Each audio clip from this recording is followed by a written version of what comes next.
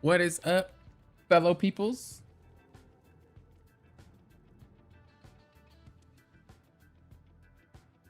It is good to see you guys. Today is number 15. We've done 15 review streams, dude. That's crazy. That is insane. What's up, Puka? Did you answer what you were baking? Oh, a butter cake. Butter cake. Nash, hello. Lauren, hello. Carrie, hello. Awesome early faces.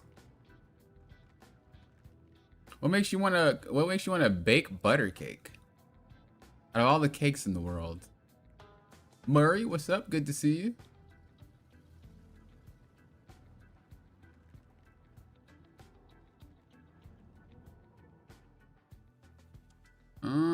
Make sure you guys aren't hearing me twice. Cause you might be.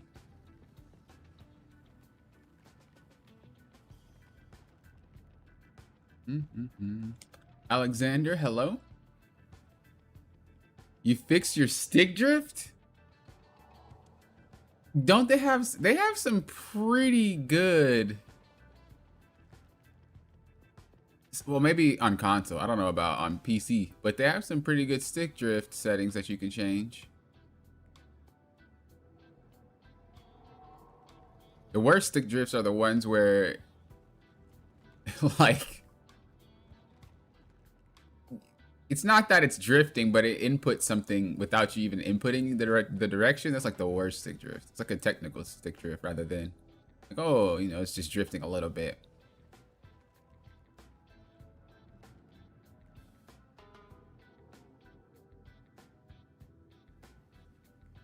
Y'all saw a YouTube short of it, so you're just gonna try it. Yo, that's the Puka way right there. Our shaders are not finished yet. That's crazy. It took so long to download this patch for some reason. I understand Chaos, because Chaos was saying, dude, this patch is taking so long to download, and I play on console, so, you know, I don't have that issue. But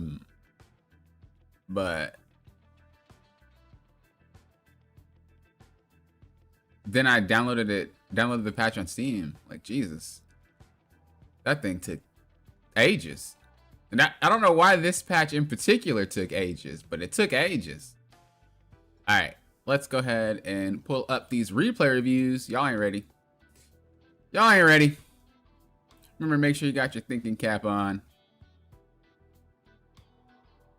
All right, let's see. If someone edits a comment or like a post, does your reaction get taken away?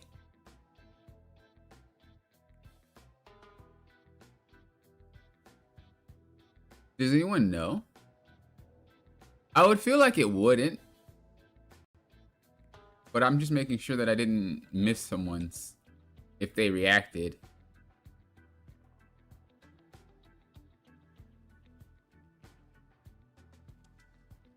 If I stream for 24 hours, can I make it top 500? Now, probably about 2 or 3 hours into that stream, you'll play worse, and then you just won't climb. You'll de-rank.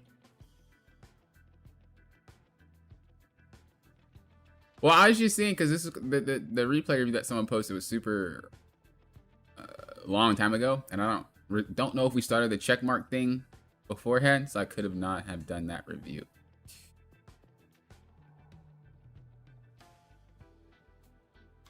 Okay, so the first one that we have is from, well, let's check, because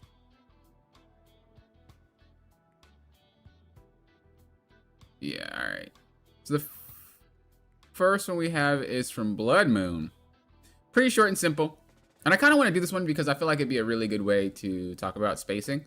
But they say, and you guys know I usually, for the first three, I usually go tank, DPS, then support, and then anything after it's kind of just toss up. But I try to at least get those three within the first one. So this one's going to be tank. And they just said how to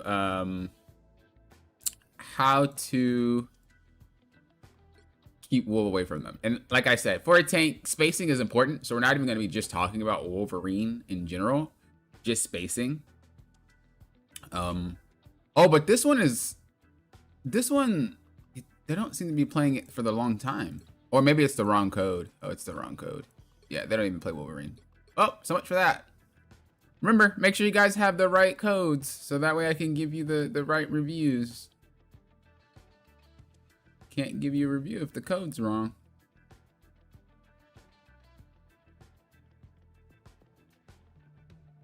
That'd have been a good one, though. I feel like spacing is something a lot of players struggle on.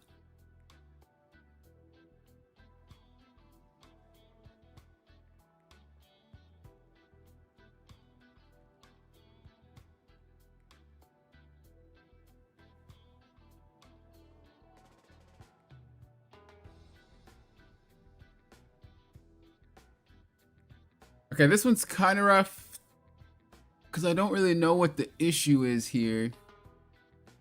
They said I had to adjust several times by picking tanks based on the situation. Maybe it could be used to discuss better timings, as I should have switched earlier, made quicker adjustments to my positioning and timings of my dives.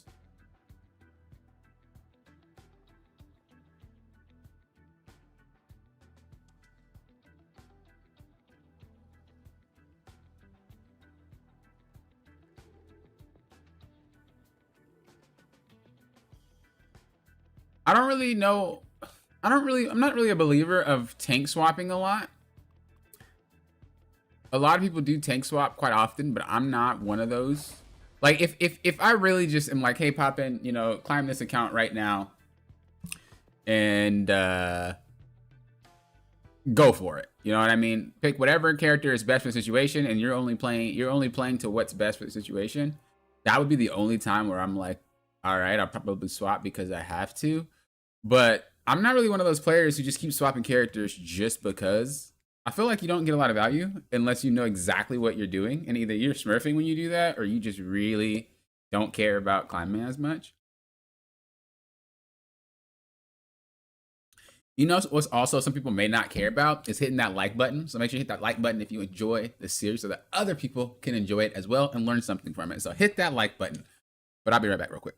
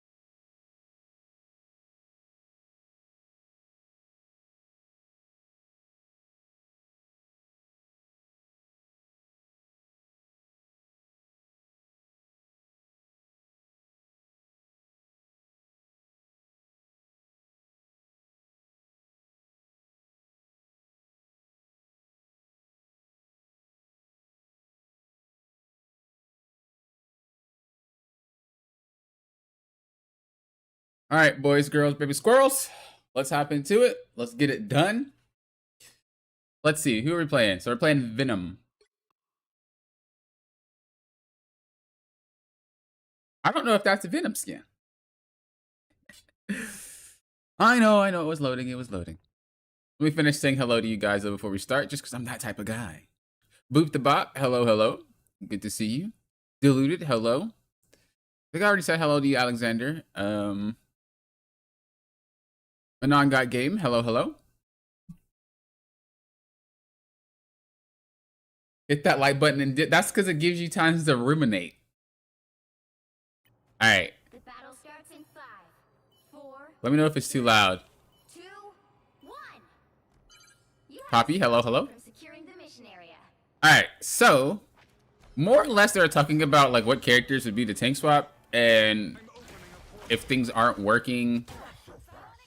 If things aren't working, then what do we do? Ooh, there's a lot of lag in this. Possibly because he just started opening that portal.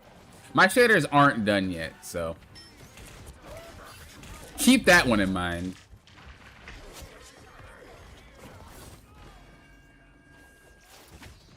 I don't really... That was just kind of like a cluster, bro. I don't even know what to say about that first fight. There's not really much you could have done. If I were you, I probably wouldn't have even tried to slam in that situation. I would have just waited for them to teleport and then slam on the teleport. So we're trying to chase the Black Panther. One thing you got to realize as a diver, and remember this is going to be the tank replay. The next one's DPS, and the next one after that will be strategist. When you're playing a tank into a dive character, you have to think about what type of character your tank is. Let me actually get out my handy dandy pen tool, because you guys know I like to draw. Might not be able to like actually create art, but I can stick figures, bro. Sign me up. I got you with those. I told you guys I'm gonna do an art stream one day. Oh, what's gonna happen? I don't know when, but your boy about to start drawing some stuff. Even if I don't have a pad, like a drawing pad, we're just gonna we're just gonna do it by mouse. We'll just call that trial and error. And then the second art stream, I'm gonna get an art pad and I'm gonna draw. You guys are gonna teach me stuff, and I'll be godlike. Okay, we got my pen. So whenever you're playing any tank, doesn't matter which one it is, you have to think about, well, what diver do they have? And we always discuss the same topic every single time. There are certain types of divers, and you guys probably know. So you have divers that are one-shot divers. So these are the divers that obviously go in, one bang, boom, they're gone, right? And then you also have the other divers that have, we'll just call them combo based, right? These are characters that they have to do something in an order of 1, 2, 3 or something like that to get the KO. Now you could say, well, Poppin, isn't Magic a combo based diver, not a one-shot diver? Well, because she can KO you in the span of like a second, we'll consider that a one-shot. A character that takes a little bit longer, like Spider-Man or Black Panther, they're more combo based. They have to do everything right, or you have to already be low before they could take you out. So they're gonna hover for a while. Now it's up to you as a tank to figure out how you deal with this type of situation. Every tank can deal with it a little bit differently, but you really have two options to answer this. So we'll just say how to answer. What we're gonna do is, for the one shot, the way that you deal with this is you're going to, I just actually do it this way. Oops, pop and type. One shot, the way they deal with it is to predict where they're gonna die from, and then just when they do it, you're there. So react to dive, right? To be a little bit more reactive. And then for the combo base one, it's gonna be, oh, I'm sorry. I'm incorrect. I'm incorrect. That's not what I meant to say. Reacting is gonna be the combo base one. When it comes to the one shot, you kind of want to clear off the angle, if you can. Now we have to keep in mind that not every tank could do that. Like if you're playing Doctor Strange, you're not about to just walk and try to clear off an angle. It's weird. Like you're not about to just leave the front line and do that. But if you're playing something like Thor or even Penny could probably do it. Mag can do it because he can shoot far away. I mean, I guess Strange can do it technically if he happens to see it. Really, it's every map is give and take. It's hard to really explain it, but if your character has the opportunity to do it, it's very mobile. You can answer a lot more of these angles. If it's a more stationary tank like Mag or Strange, you don't always have the option to do it. You just have to make sure that you keep in mind that if you do have the option and it's there, you can go ahead and take it. And then when it comes to combo based, what you're trying to do is just wait for them to come in and then react. Because what you're doing, if they have to land a combo, if you just mess it up, they don't have a, they can't really play the game, right? So if Spider-Man comes in, does his thing, lands his uppercut, and after he uppercuts, usually he's going to web, Well, if you happen to just be there in front of him, he can't web the target he's trying to web. You're there. You're just in front of him, right? You interrupted that combo. Black Panther is pretty similar. If you're playing Doctor Strange, Magneto, or anything like that, and you could block the spear, just like sit there. He dashes, you just block the spear. Well, his combo's ruined. A lot of these combo DPS characters, they can't do anything. Iron Fist is pretty similar. If you stand between Iron Fist and whoever he's attacking, it's going to auto lock to the person that's in front of him. And if he tries to do his knee kick spin or whatever, it's a 2-hit combo, it's going to hit you, and then it's going to spin and AoE the second target, but it's not going to be able to get the execution damage off. So like, these are things that you think about whenever they're coming to attack. You can't really do anything to them until they get to you. And so when we're thinking about it like that, we have to think about Black Panther and Venom. So Venom is trying to look for the Black Panther here, but based off what we know that Black Panther's a combo-based character, and we know that although Venom is pretty mobile, he's not really gonna have the KO potential to really fight anything, right? Most of the better answer is going to be just to slam down where he goes, rather than try to chase the guy around. It works out there, but I do know this is like platinum, so that type of stuff does tend to happen and be successful a lot more.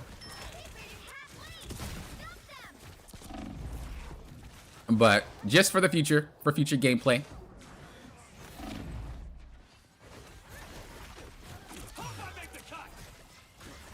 So when we're playing Venom, we want to do a lot more positioning.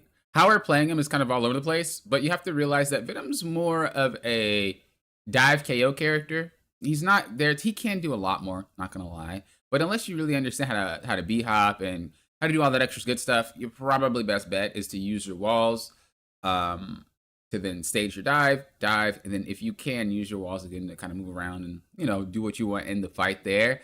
But every single fight you're looking to stage if you can. So you're trying to fight here from the front, but it's not really much you can do, right? You want to go up and stage, just like that. Now, we did it a little bit late because the fight's already taking place. You're staging when the fight is already over, which is bad. And we're, again, also trying to fight the Black Panther, which is not really your job. Just because you're distracting this guy doesn't mean you're giving your team value. If your team is going to lose anyway, there's not really much you could do.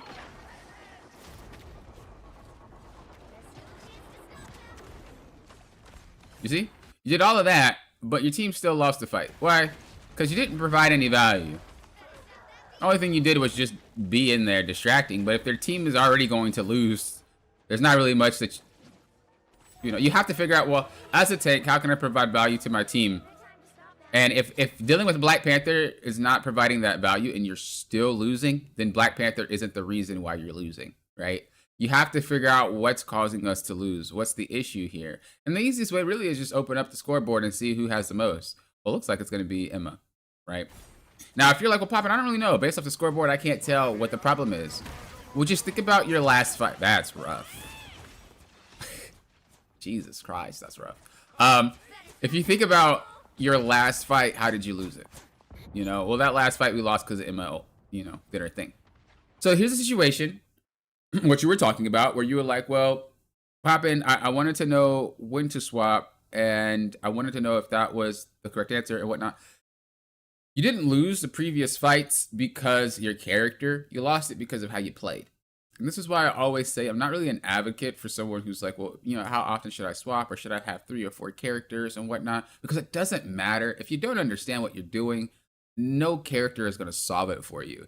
It's like if you, this is probably a weird analogy, but if you can work with me here, right? Let's just say you know how to drive, but you don't know how to drive on the freeway. You never got taught. You never knew. You don't know. You just know to press gas, and that's that. There's different rules on the freeway than there is on the street, obviously. And driving on both is different. Anybody that drives knows that there's a difference between driving on the street and driving on the freeway. What you're doing when you swap characters is saying, well, I don't know how to drive on the freeway. Maybe if I get another car or another vehicle or whatever, it's easier for me to drive on the freeway. Well, you don't know how to drive on the freeway anyway. No, it doesn't matter what tool or what vehicle you try to use. You don't really know what you're doing. That's pretty much why I don't advocate for the character swap thing. Because unless you truly know why you're swapping and what the swap is for, you're not going to learn anything, and you're probably not going to win the match. You might win. You might get carried, but it doesn't really provide you any further information. Other than just, okay, this worked. But then you're going to pick them again in another game and it's not going to work. And then you're just fumbling through all these characters with no real interaction repetition. Because there's a lot of characters in this game and there's a lot of ways that we have interactions. And if you're always swapping, you don't really get to have them all, you know?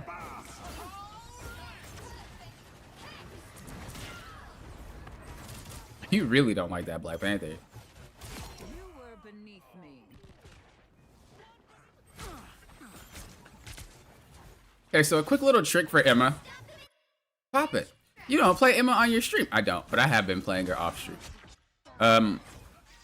I don't like to. Let me be honest, bro. I really don't like playing Emma. But when they have Daredevil or when they have Iron Fist and my team is just... I have to suck it up, bro. But there's a trick to Emma that I personally use. I don't know if Emma mains use it. I haven't played her for hundreds and hundreds of hours, but there's two ways to use her crystal pull. And I noticed that a lot of Emma players, whether it's high rank or low rank, they don't really have an idea. They just spam it. But you can use it in a way of getting a KO. So they're getting low first, and then you do the crystal pull and you get the KO. Or you're using it as poke damage or a way to deter a dive. And so what I mean is, let's say there's a Thor on the enemy team and he's getting ready to come in and, you know, do what Thor does. Well, if you snatch the crystal as he's going in, or a Cap or a Hulk, that signals to them that either I stay here and take a chunk of damage or I have to leave. And what you're doing is you're stopping that push. So it can be used for a lot of different things, but generally those are the two ways that I use it, and it tends to work out really, really well. So this also makes it so that you have your crystal up when you need it, and you're not actually missing the crystal just because you're spamming it. You know what I mean?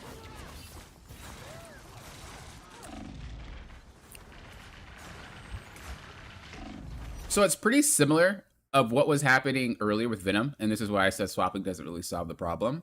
You walk away, you go do random stuff, and then the team fight happens around your team, and then you try to go back and regroup with your team, but by then the fight is over. Whether or not you win or lose is a different story, but that is the same habit that we're seeing.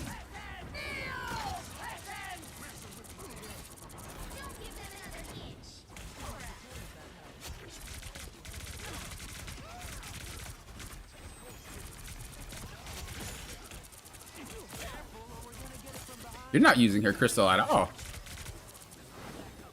That entire fight, you didn't use it. Okay, so yeah, don't do this. Don't keep swapping characters. Like, what happens when you swap so many characters and you're not really at a high level with any of them? Is your rank is gonna surpass your skill level with your characters. And if this happens, you're not gonna be able to climb. It's just never gonna happen. The only way that you get better is you have to learn the character selection choice that you want, and then you build your foundation on top of the characters that you know. You don't learn the game first and then decide to pick a character later, because you can't, that's not, like, objectively, you just can't do that. It doesn't work like that. You have to figure out, okay, what characters do I want to play, and then you learn how to play the game with those characters, and then the next level of that is learning the nuances of those characters in different situations. The fact that we're not using our abilities really goes to show that we probably don't play a lot of Emma. And if that's the case, we shouldn't be playing Emma if you want to climb and if you want to win more matches.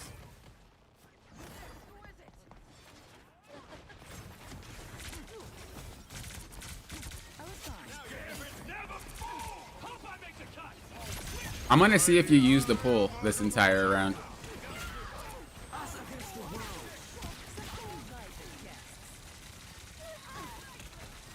I'm waiting.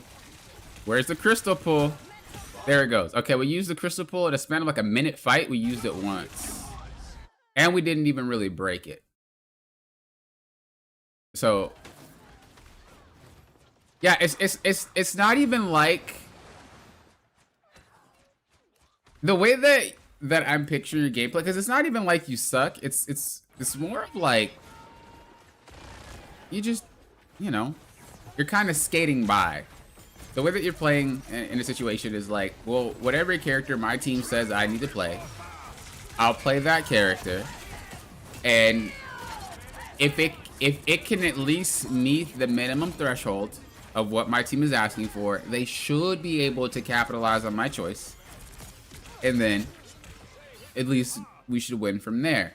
And that's not really how you want to go about climbing, because the worst thing you want to have is saying that, well, I win because my team did well and I lose because they suck.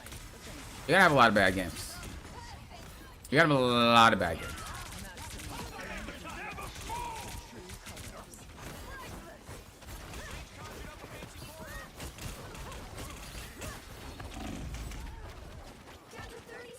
The thing is, it's hard to even notice what to really work on here, because there's no it's weird. Okay, so this is typically what happens when I see your guys' replay and I can see, okay, well, you should work on this, you should work on that. You'll need a top-notch team to I'm not really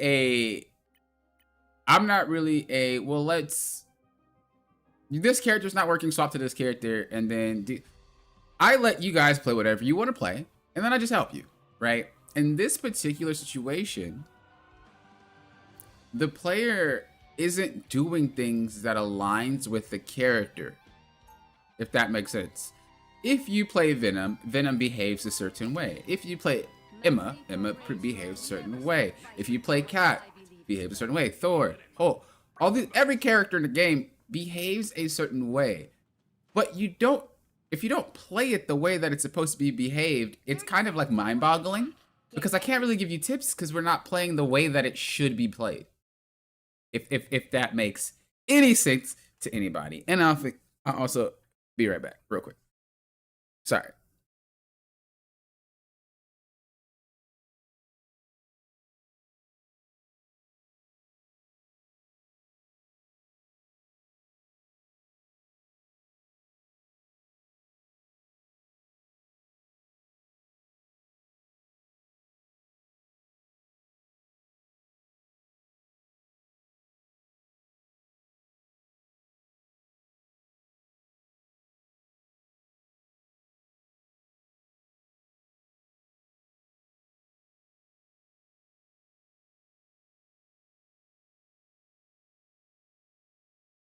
Okay, what have I been missing in chat, by the way?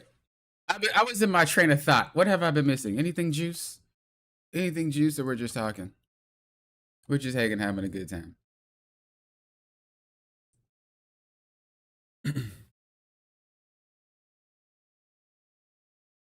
I never see a spider still chaser shooting. He's always doing it off of swing or momentum. Yeah, the only time I ever see them actually do it just by sitting still is if they're just flanking and being annoying. But if they're going for a KO, generally speaking, they do come in and they try to pull off their combo. You feel like Spider one bangs? Nah, Spider takes about a second or two to actually get the KO. The way that he one bangs is just generally if someone's already low. Or if they're 250 HP. If you're 250 HP, you're just not paying attention, he will one bang you. Really want to send a review in of a Thor game I was playing versus Cap and have Papa review? Wait. Why would you want me to review you just beating up on Cap? So don't even bother aiming it supports just tanks? No. You could aim it at that. You could if it's good to secure a KO, then do that. But if you're trying to poke and your goal is, well, if I put the crystal on a support and I poke the support out, they're gonna heal. It's very situational with that one. Because if you can't take advantage of the fact that you poked them out unless there's a diver on your team, right? Realistically, they'll just back up and then you have to walk through them. That one's rough. That one's just like if they're really out of position and you know you can get the KO. But that still stems from the first thing that I said is getting the KO, right? If you can get the KO on the support, then you could use the crystal. But if you're just trying to poke the support out just to poke it out, it's very situational, and I would just give that a feel. But for the most part, those are the two avenues that I sit down, and then whatever breaks from there, breaks from there.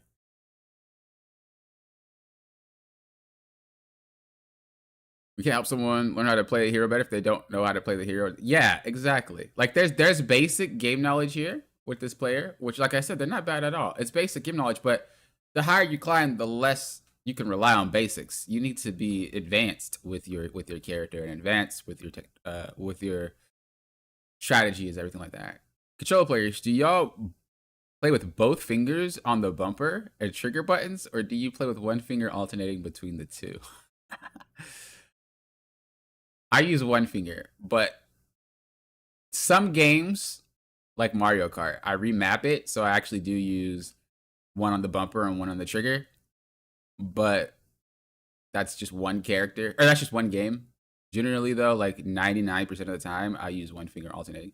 But it's really up to you. I mean, some people have a finger on both, right? Some people do this. I tend to just do this. Some people also do claw grip, and that's more of like, it's really weird. But I don't really got people who can play like that. But it's kind of like that, where they like play with one hand and then they grip it like a claw with the other hand, and it helps them. Whatever you do, whatever is comfortable. But I don't think I've ever seen someone play a shooter with claw grip. If you guys have, then y'all, that's crazy. Paddles. If you use paddles, then yeah, you would still have one finger alternating between the bumper. The bumper and the trigger. I don't use paddles personally, but I do know some people that do use them and they like them a lot, especially for like things like Spider-Man. The thing into Penny Parker, that is going to be a challenge. That is going to be a challenge, brother.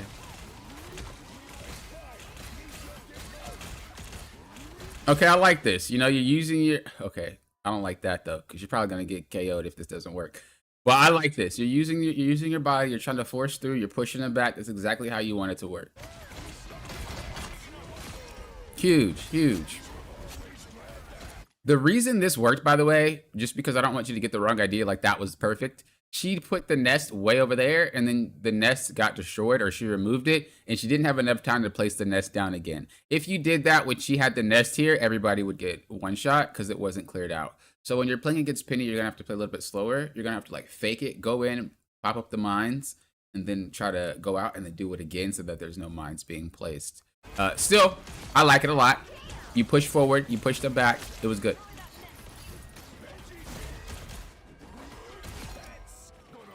Huge, huge.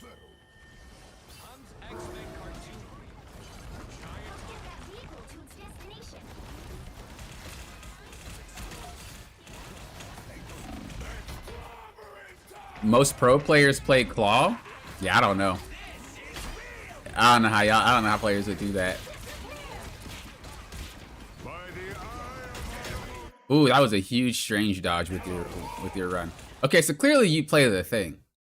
Like, this is what I mean. Like, clearly, this is the character you play. Because these are mechanics that only thing players generally do. Especially dodging CC with the run. Like, bro, you play thing. Now we're getting somewhere. You can see your strategy starting to... You can see how you're playing the fight starting to make more sense. You can see how you're going in, pushing them away, then you're leaving and just re-engaging. Like, a lot of this makes more sense now. And it does show that you play this character. Whereas when you were playing Emma... It didn't really seem like it, and with Venom, I'm not really sure, because, you know, you kind of swapped off Venom. You didn't really get a chance to play. Do not, I was gonna say not this. So the problem with this is that you have to think about, did we win the fight or not? If you won the fight, you're just wasting an ability to ult because you won the fight already. If you didn't win the fight and your team lost the fight, you're wasting an ult because your team can't capitalize. We already know that we did pick off Black Panther, and we already know that we did pick off Penny Parker, which means that there are only 4 characters on the map right now, and one of them is Doctor Strange, and the other ones are 3 healers. Your team is nowhere near to even capitalize on this because they're also coming out of spawn, and they just, you know, getting set up again. It's best to push the cart because there's no one to stop the cart from being pushed at this moment. So you don't want to continue to force plays. And it might be like, well, Pop, and I'm trying to stagger. You can, but if it doesn't lead to anything, you could have just won the next fight with this ult. So this is a gamble. Let's see how it works. Did Rocket just... Okay, I was going to say. So yeah, Rocket did end up getting KO'd, right? Your team already won the fight. So you just wasted an ult for no reason. Because I was like, Rocket should have healed that, but Rocket got picked. Now, the only problem with this is we don't have ult for the next fight. The cool part about the thing is he gets his ult really quickly. But let's see how this next fight pans out and see if we need the ult or not. Okay, bro, there ain't no way. We didn't need the ult here, but they also staggered pretty hard. Again, this is kind of a low rank game, so you're not going to get punished as hard for a lot of these things that you may be doing. But there should have been one more fight here because each map has a certain amount of fights that you can fight. There should be one more fight right here, and the Black Panther just like walked out in 5 players and started dashing around to get picked, and then someone else walked out and got picked, and the fight was over before it started. Like, that's not normal. That's not normal. Especially into a thing, a Black Panther just running into 6 players when there's a thing there, it just doesn't happen.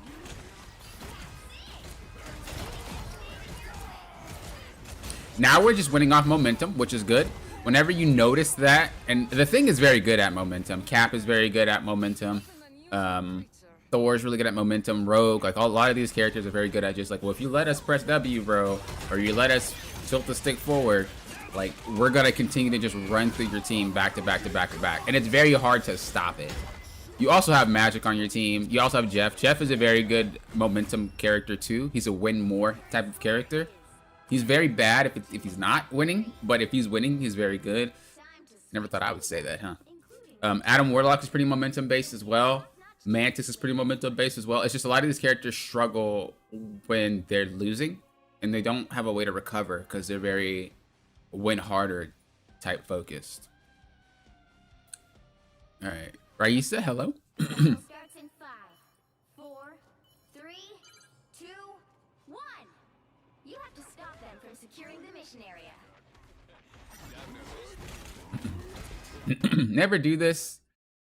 You're gonna get KO'd. Then higher ranks, you're done. There's no way you even survive this. Now, old thing, he could do this and then run away because he had damage reduction, but the new thing doesn't have that. You have to be a little bit more careful about how you do this. Even though you can run away like that, you would get one shot. There ain't no way. And then you hop back, yeah, you'd be done. The only reason this worked is because of this rank, but that, be careful. And that's not even something I can teach you. You'll get to a rank where that will be punished, and then you'll just remember that I said what I said.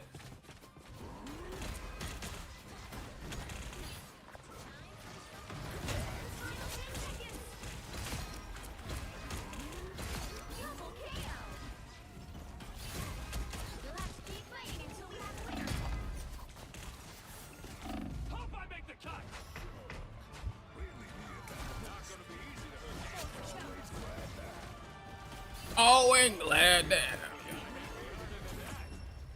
All right, good defense. That was more like luck, though. Like I said, and I hate to be that guy, but Battle starts in 5. I don't want you to get the wrong idea like that actually worked because it was played well.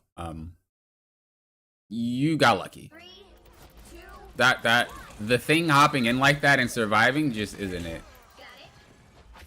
If you want a portal, little trick, just go down here. Just start the portal. That's what I do a lot. So that way I'm not getting CC'd, and then I could just portal to the point.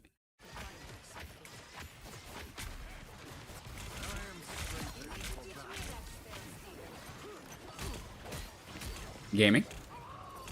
They overextended really hard here. So this right here, just a little side thing. And honestly, it's not that serious, but I want to point it out just because, for anyone watching, not just you.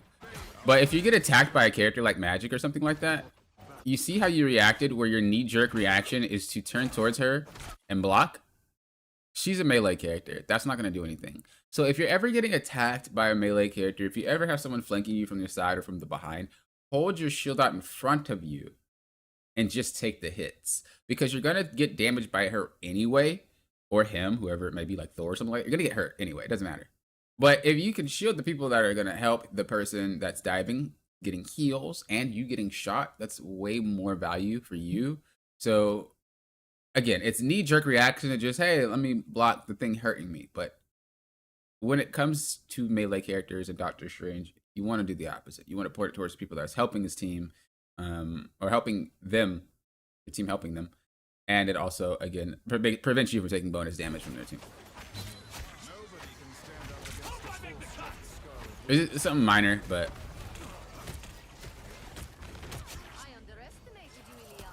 bro, I forgot how like less stressful these matches are when they're this rank. Like it's actually so much less stressful than the games that I'm in. My God, things just seem so more relaxed. For the most part, though, I think what we should do is stick to characters that we play. Your thing was pretty solid, no pun intended. If you play the thing, play. I'm actually gonna check. I don't know if your account is open, but let's check to see what you realistically play. Oh, I can't look because I'm level 5. Well, let me pull it up in Marvel Rivals Tracker. I need to break this account up, bro. The thing is, my account that I played on PC is a different Steam username, which means I have to log into that Steam in order to get it, and I'm too lazy because my main Steam account is the one I'm logged into right now. All right, let's see. Cool, your profile's not hidden. Great, let's see what you play. So you play a lot of Venom. You played 66 matches of Venom. You played 37 matches of The Thing, which is exactly what I thought. It was very obvious that you played The Thing, and you only played 4 matches of Emma. Like, chat, do I know or do I know, bro? Do I know or do I know? It was so obvious to see. There's intricacies that there's no way you played Emma. I just could feel it. Like, holy. I definitely played too much. But yeah, I would definitely buckle down on some characters and really stick to them, because you're going to start climbing higher and higher, and it's going to get more demanding. And the more demanding it gets, the more you're going to need to know how to pilot your character and what to do in any given situation. And it's basically more stress tests, right? More resilience. The more you play, the more you get that resilience. The less you play, well, you're going to just get run over. And you don't want that. You don't want that.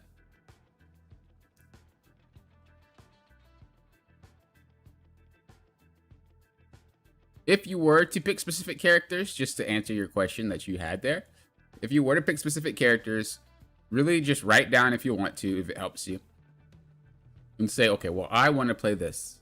I want to play The Thing. I want to play Doctor Strange. I want to play Venom. Okay, and then out of those 3 characters, what's best for what? Well, Doctor Strange is very good for just being a neutral tank. He's very good at just overall, right? Venom's very good at diving, and The Thing is very good at brawling. You know, he's very good at just playing around the fight, very good at peeling and all that extra stuff. So now when you enter matches and you see the enemy matchup, you're asking yourself, which character is best? Well, if you have a neutral character like Doctor Strange, you walk out a spawn every match, Doctor Strange. Should you play into the match, you guys lose a fight, and like, ooh, it's Doctor Strange for the pick here. No, we need to deal with the Hela. We need a diver, pop out Venom. No, we need more like brawl potential, because we need to deal with magic and we need to deal with Thor, and well, pop out The Thing. You see what I mean? And this is how you figure out which character is best for the situation.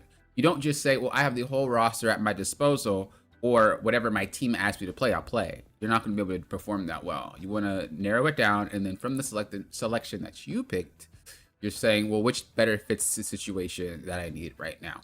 And that's how you figure out which characters are best.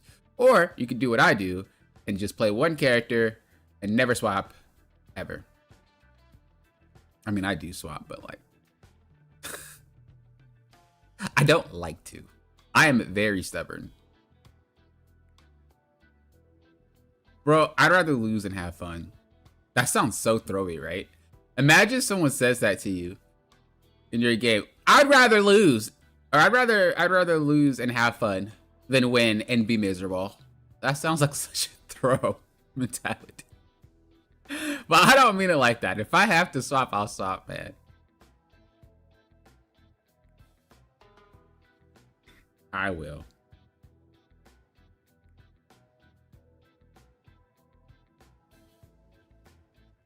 All right. This one says, I need help understanding what I can do better to improve my team's ability to win with a strat pool on my team. I don't really think there's anything you can do about that. I feel like I am trying my best to avoid unnecessary risk and making plays to swing team fights in my favor, but it never feels like I'm doing enough.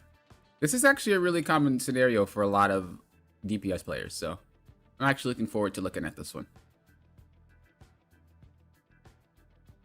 Oh, and you're the moon.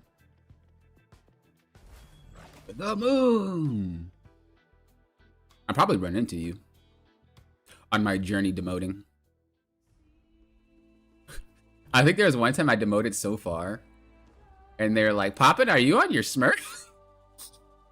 I'm like, yes. Yes, I am. Even though I have a Lord icon, this is before animated icons. Even though I have Lord icon on cap, yes, I am on my alternate account. Adolfo, hello. George, hello. Is there anything you can do when the enemy team is moving through the map as one big death ball? Yeah, that's basically snowballing. It depends. If your team is already staggering, you just got to give up a lot of space until your team cannot stagger, and then it should solve itself out. If your team isn't staggering and you're still getting run over, generally speaking, your team is just not better than their team. You know, like if it's a 66, you're still getting run over. Mostly that's the case. What I typically try to do though is I try to go to the point. So I try to sneak around. If I'm cap or not, doesn't matter. I try to, unless I'm a strat, then I'm not gonna do this. But I'll sneak around and go to the point. If it's domination, and then sit on the point, and then they have to like adjust their formation to come fix the point. Or if they're pushing, like convoy convergence, what I'll do is I'll sneak around and just sit on the cart, because again, it's gonna stop their momentum and it's gonna pull them to the cart. And I'll do this, doesn't matter if I'm DPS or tank. I won't do it with strat, as I said before, but it's a very effective way to stop that death ball. Very effective way.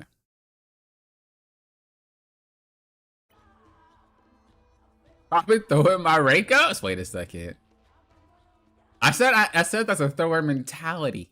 I didn't say I'm a thrower. Come on. Come on. All right. Come on, shaders. Do your thing. So we're already starting off playing Namor. This character is so freaking broken, man. Like, if you guys like this character, play up. You probably win most of your matches. He's so overpowered. I don't know why they continue to buff him. I honestly don't get it. And they keep doing it. And then the worst part is they nerf him. The worst part is they nerf him. It's like, why you buff something to nerf it later? Every time. This dude gets buffed and then he gets nerfed. And then he gets buffed and then he gets nerfed. Like back and forth. It's like, well, pop it because of the team ups. Nah, don't give me that. Don't give me this because of the team ups.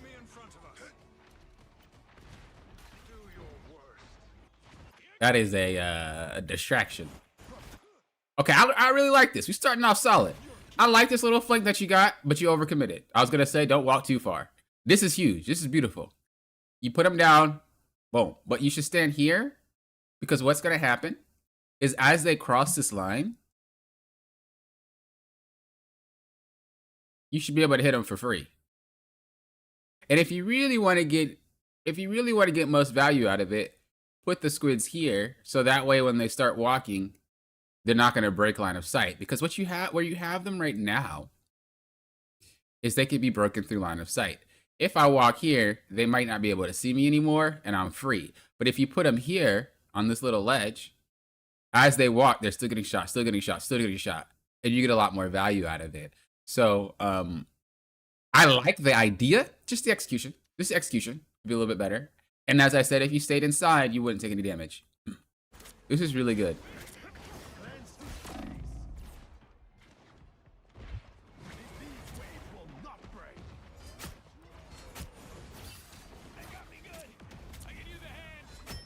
Okay, now you're going up back with your team. I would have gotten that health pack so you could be at full HP. Oh, you already did. Did you just get hit again? Wait, what happened? Huh? Oh, you just got hit again. Okay. Well.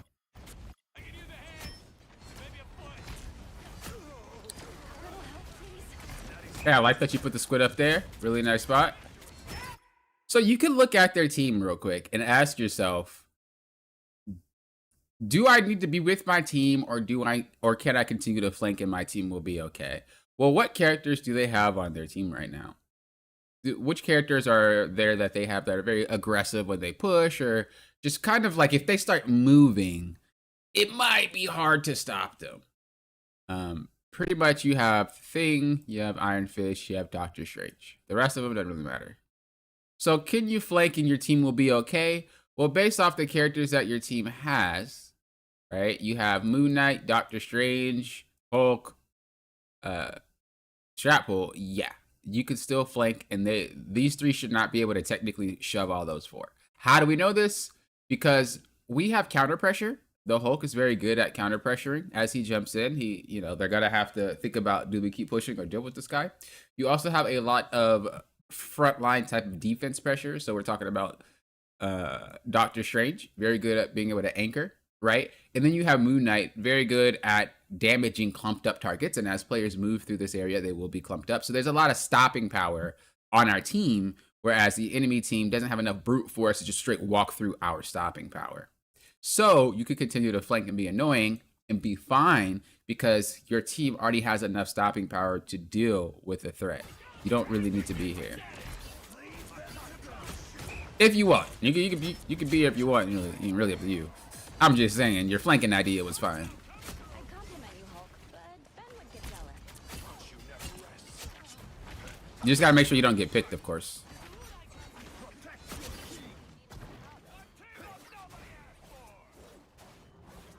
All right, now you have to keep in mind, the next fight that's about to happen, your strat pool is not going to have ultimate, realistically speaking. And if he does, it's not really going to be effective. You're going to have to deal with two strats having an ult. So your job, as a character that has an ability to one-bang a strat out of their ultimate, your job is going to be, which character can I one-shot out of the ult? It's your job to one-shot one of them out of their ultimate. Why? Because you have the ability to do so.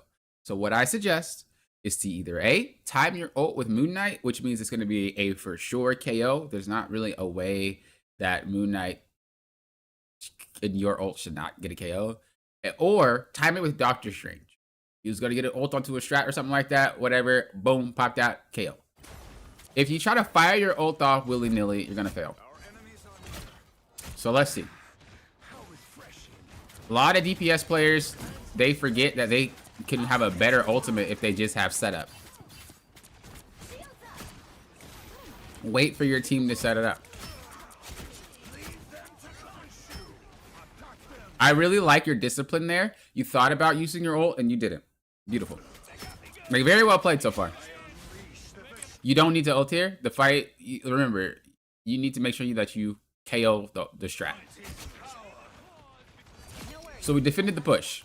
Now we have to tell ourselves we don't really have much of a setup, right? We have Hulk for his ult, but he doesn't really set us up unless he grabs them. But you can't damage the person he grabs anyway, so it doesn't really do much for you. Your strat pool does have ult, so that'd be a good counter, but you don't really have much. Moon Knight almost has ult, though. Portal coming in. Remember, your job is to one-bang that strat. You failed. Job failed, and your team probably gets wiped here.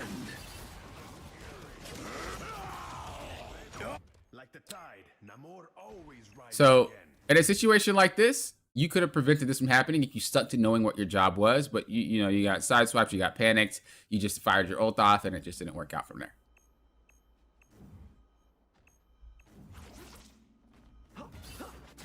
We got a spider gamer? Are you just trying to touch point? Oh, that didn't work out. But you tried. Like I said before, that fight could have been won if you just use your ultimate better. Which is good, because as I tell you guys all the time, and those of you that watch me pretty frequently are probably tired of hearing me say it, you have multiple types of carry during a match, right? Carry moment, no carry moment, carry moment, no carry moment, carry moment. Your job as a good player is to identify your carry moments and pop off every single time. If you could do that, you will win majority of your matches. What tends to happen is players don't identify their carry moment and they try to do it on the downwards, which means you have no impact, which means you have no effect, and you just lose anyway. You lose the fight anyway, or you lose the game anyway, because you're not identifying where your carry spots are. And each character has it different, each role has it different.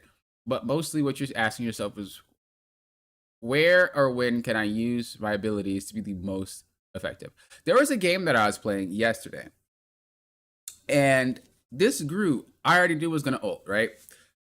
I don't have the replay because it's on my other account, but this group was gonna ult, and I didn't know he's gonna ult.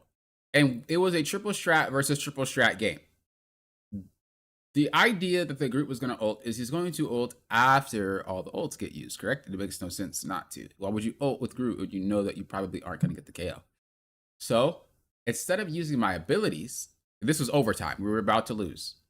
Instead of using my abilities, I waited for probably about a minute before I used my ultimate as Cap. Because I knew that he was going to ult. And the only way that we would lose is if he popped his ult off and he KO'd my team. So after that minute, the dude popped his ult. I instantly popped my ult, ran to my team. He grabbed 3 players. He grabbed 2 strats. Oh, this wasn't a triple strat game. I'm sorry. This was just a 2-2-2. He grabbed both my strats and he grabbed my DPS. All 3 of them. And it was going to be a KO right then and there. He had the wall set up and everything. But because I ulted and just dashed to my team, I was able to save them. We then wiped the fight and we won the match. If I used my ult for anything else in that particular game, it wouldn't have been a carry moment.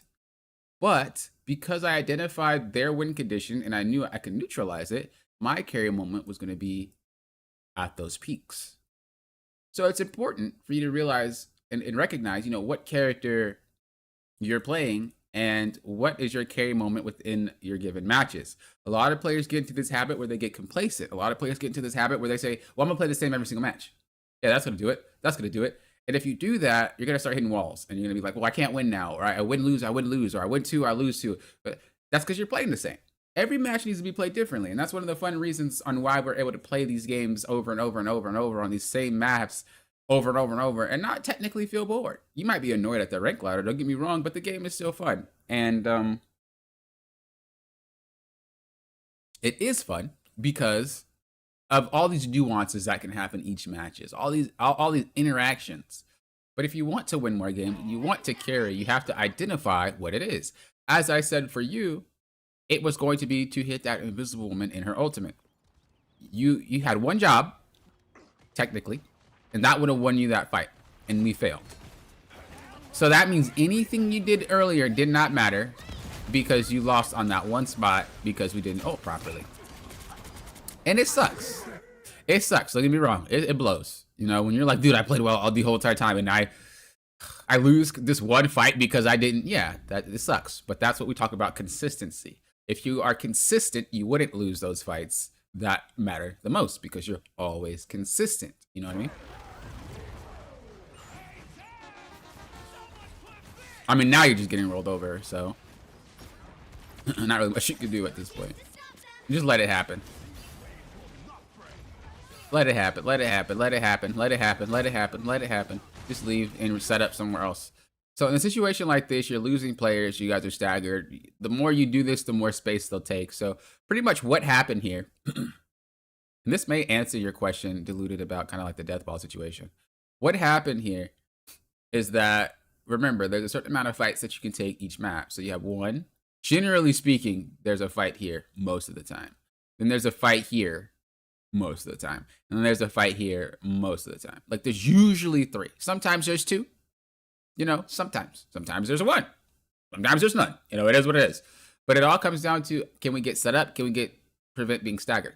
If we look at this team here, this isn't the team that we had a few seconds ago. We'll actually go back just for the sake of the lesson here. Let's go back a little bit further before they even got this close. A little bit further. All right. If you look at this team here, He wasn't Spider-Man, he's Namor. So he wasn't Spider, he was Namor. If you look at this team here, and you guys can answer in your head, or if you type it out if you want. But this is more like a brain teaser for you guys.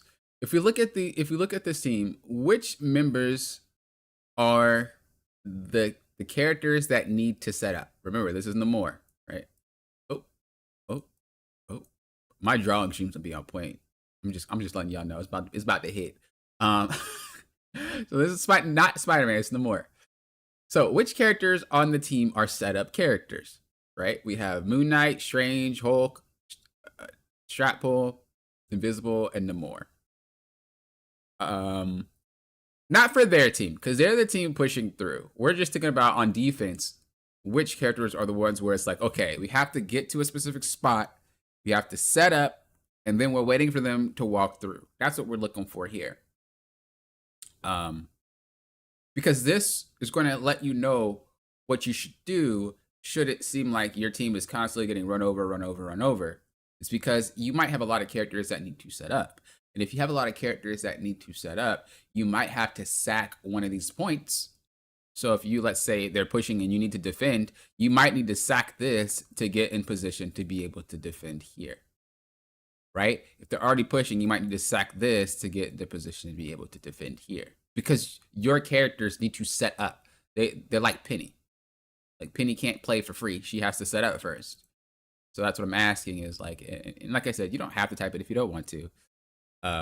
But which characters are the setup? And like I said, this isn't Spider-Man, it's Namor. He swaps afterward. He was just trying to touch point.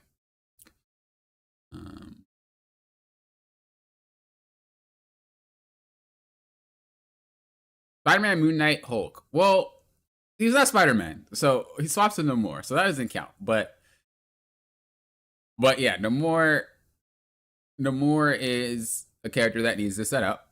Moon Knight is a character that needs to set up. Hulk doesn't really need to set up. I mean, he can, but he doesn't have to. If Hulk were to say, I gotta get out of spawn, that's over there, right? If he's like, well, I gotta get out of spawn quick, Hulk should be able to make it to the fight and be ready to fight instantly. It's like he's not one of those characters like, well, I'm at this fight, but I got to do this in order to be, not proactive, but to be effective, right? Usually the dude can come out of spawn and be ready, and that means that he doesn't really need that much setup. Could he set up? Yes. Could he get to a spot where he's waiting to dive down and do? Yeah, he can, but that's not necessarily what he has to do to be effective. But we're talking about Moon Knight. We're talking about Namor. We're talking about Doctor Strange. These characters all need to get set up. This is why we got rolled over. So if we watch this fight again, what we should have done was sack the first point and just fight around here. But look at what your team does during this fight. We have to sack the first fight because we got snowballed on, right? So this means that this fight, oops, I moved the camera. It means that the first point is gone, right? We have to let him have that. Because we have setup, we have to let him have this, right? We have to be ready to fight here. But we're still not set up, right?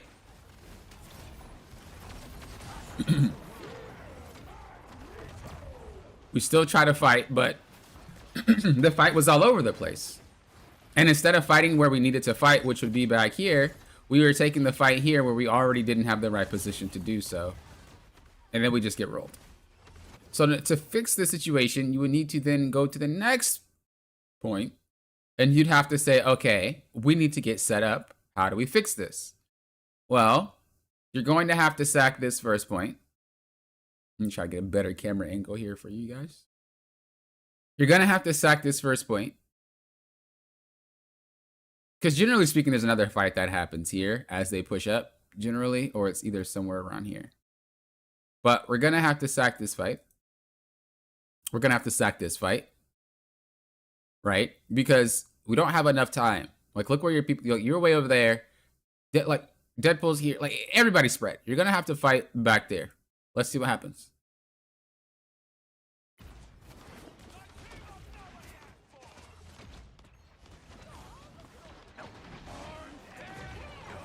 Like, we knew that was going to happen just because we're not set up. Some characters cannot fight randomly. They need to make sure that they're on angles. They need to make sure that they set up. Because we didn't give us the opportunity to set up back there on that little pathway there. Now they can get this spot for free. They can get this spot for free, and they'll also get that spot for free. So we're letting them snowball because we keep fighting at a disadvantage every single time. It's not because our team sucks, just because our team is we're never set up. So they get this spot for free too. So that's 1 fight for free, 2 fights for free. We're still staggering. The next fight should definitely be here. What's up, Cozy RP? Hello, hello. We should be looking to fight here. We can't fight here because we already lost the first 2 fights because we didn't even bother to set up for them. The best opportunity for us is here. And we can reclaim these areas after we win. We just have to win the fight first. So we should be fighting here. Let's see what happens.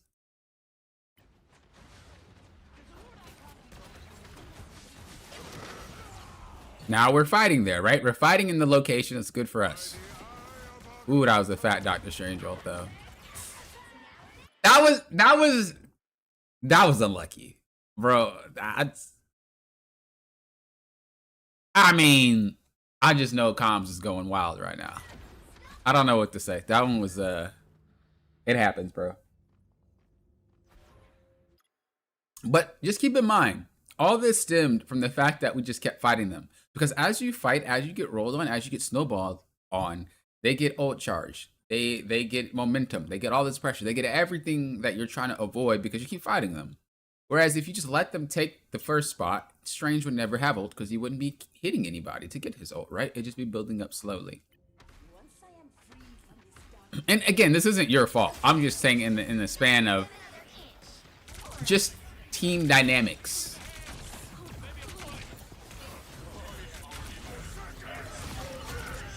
Huge. Perfect. Bro, I'm seeing a lot more Wolverine. Let me tell you.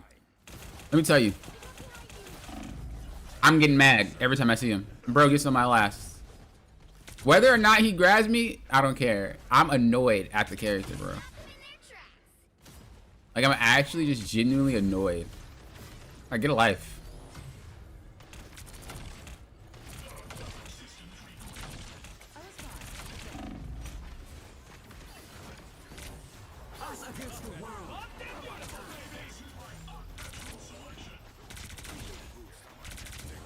So when playing Ultron, a lot of players get into that mentality of like, I have to snipe the backline or I have to snipe the DPS.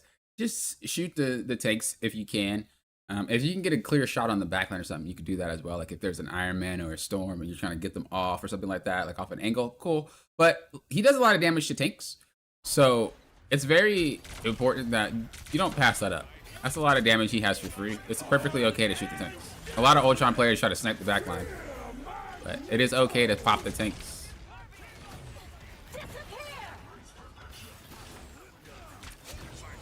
Okay. Ooh. Bro, these Doctor Strange players. Bro, I'm not gonna lie. That buff that they gave Doctor Strange where he jumps and he a menace. He a menace, bro. He a menace. I don't know if we should revert that. I don't know if we should dial it back. I don't know, but he a menace. I feel like he lands a lot more now for free because nobody expects it. I wonder if we just have to get used to it. But he hits a lot of players now.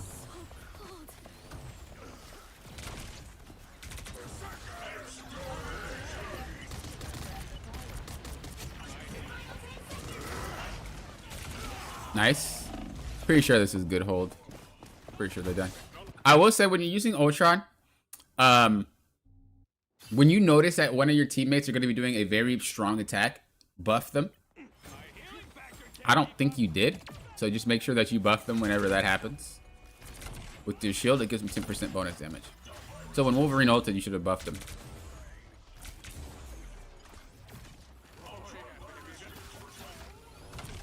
I don't think you need triple strat here. it worked on defense, but you might need it more on offense. I don't know why I still don't have Lord icon on my Ultron, bro. Play this guy almost every game. Okay, maybe not. That's a lot. A lot and a half. We're not gonna watch all of it because this is support at this point. And he was asking about DPS. Oh.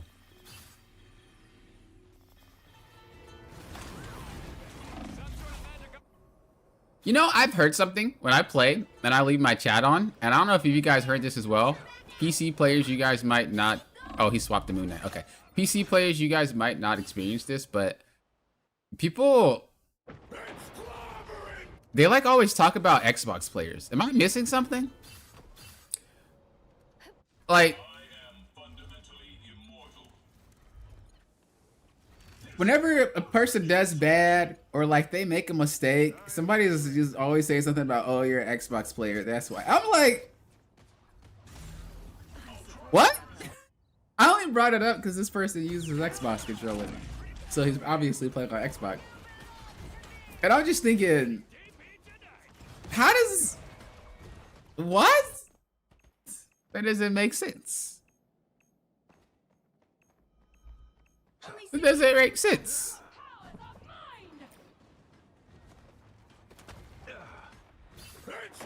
You think the hitbox on the Strange is misleading? I think I think it is too. I get hit a lot. Here, don't worry about walking into this. I know that you have the Cloak and Dagger ultimate, but don't walk into it. Still continue to be safe. This goes for every role, not just DPS. A lot of the time someone sees like, oh, there's a support strat ult. Let me go into the ult too to be invulnerable. But what happens after the ult's gone? You're at a weird position when you could have been in a better one. Like you could have been sitting up here trying to shoot down on the team after the invisible blind goes away, right? You could be more proactive here. And if you would have done that, you'd have been here with your Gene. And then look at that. That's free.com.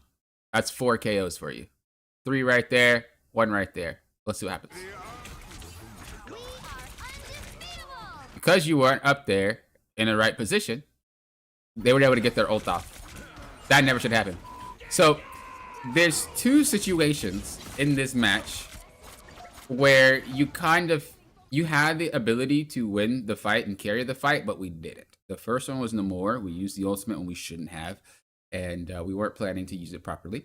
And then the second one was this one, where we didn't position properly, and therefore we missed out on being able to snowball the team, or snowball that fight.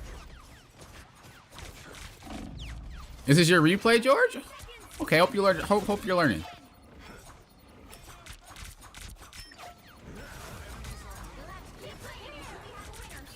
I like this spot better.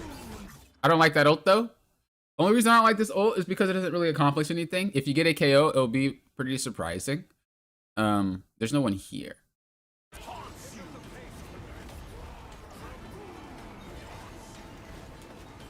If I were to give you like any one tip, and I don't know if it's because you're stressed out in some of these fights, but I notice like the way that you play when nothing's taking place is so different than the way that you play when stuff hits the fan. Like you're a very calm player and your ability usages make sense when nothing's really happening, like it's the pre-fight phase. Or here, let me do this. So you guys know I talk about this all the time. You guys are like, yes, poppin', we know. But you have the setup phase, right? Then you have the pre-fight, right? Then you have the full fight, right? Then you have the cleanup, right? So technically what happens is you have a setup phase where everybody gets in the position, and we start rotating, we move to where the fight might be taking place. After that, it's the pre-fight. This is where we start poking and throwing stuff out. Somebody's gonna make a move, but we're waiting for that to happen. Then we have the full fight phase where everybody just rams at each other and basically whoever wins wins. And then we have the cleanup phase where it's like we have a few stragglers and we just go KO them and start staggering them and we continue to push. Your strength lies here. Your weakness lies here. You are very calm and you're very collected, and your ability use is great when you're playing the setup, when you're playing to pre-fight. But as you start actually having the fight evolve into a real fight, that is where, or like when it starts to be, starting to wrap up and people start getting picked off, the decisions that you make during those moments, and I don't know if it's panic, but the decisions that you make during those moments where you could technically make something happen, you don't. And the abilities just kind of get spammed out, or you just fire things. It's not just your ultimate usage, it's like your squid usage when you play more, and it's your Moon Knight onks when you're playing Moon Knight. It's just kind of like all the abilities being used. So what we would need to see is we would need to see your strength from your setup and your pre-fight phase continue to branch out towards here. Because if we do that, your decision making will be so much better, your ability usage will be so much better, and you'll be able to turn a lot of these fights that are bad, because there are some bad fights. Your teammates are not helping you. But you could turn some of these fights into your favor should we play as well as we do when we are here. So that is something that I obviously can't do for you, and I can't teach you. That is something you're gonna have to learn and practice on your own, how to not panic or how to get in that. And of course, if you feel like I'm putting words into your mouth, let me know. But I'm just going based off of what I see. I don't really look at replays as like, oh, you're making this mistake and it's bad. I'm looking for habits. And so whether I watch this replay or another replay or another replay, the habit will still be there, because that's what I'm always looking for. I'm looking for what is it that's holding you back from game to game to game to game. And I'm usually looking for that habit. And once I find that habit, it's good to tell you, because then you can work on that habit and you'll start noticing like, okay, that is what's happening. Or you'll fix that and then another habit will pop up. And then that's how you continue to get better and better and better. So yeah, I think that is what your major thing is. Because I don't think you're a bad player. I don't think you're a bad player at all. But I do think we panic, and I do think our abilities kind of start getting tossed out when it doesn't need to. You just made your profile public if you wanted to look. I don't need to look at it. I don't need to look at it. Stats don't mean nothing to me. Only what I see in the game. Don't worry, don't worry. Like I said, I think you're pretty solid. I just think that towards those parts of the fights, you start to flounder a little bit. And if we could fix that, you'll be really, really good, and you'll be able to turn a lot of these poor fights that your teams are putting you through, and you'll be able to do a lot more with them, for sure.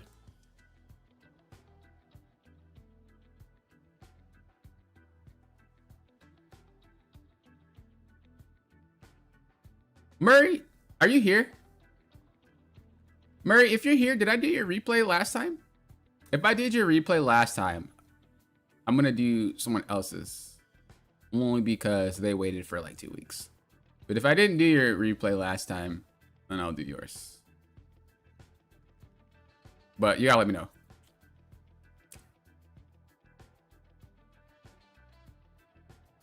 I think I agree with your assessment. Yeah, give it a go, try it out, and see how it works.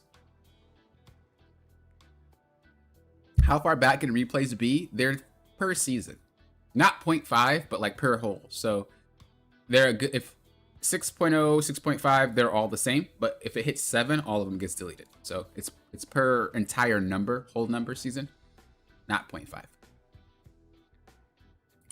Murray, I'm gonna call you one more time just to make sure. Are you here, Murray? Murray, are you here?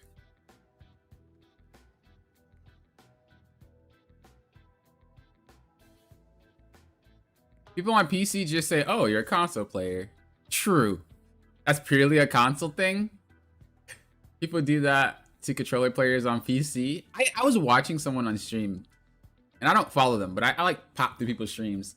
And this woman, I guess she saw that a dude was using, or a woman, I don't know, that could be either or.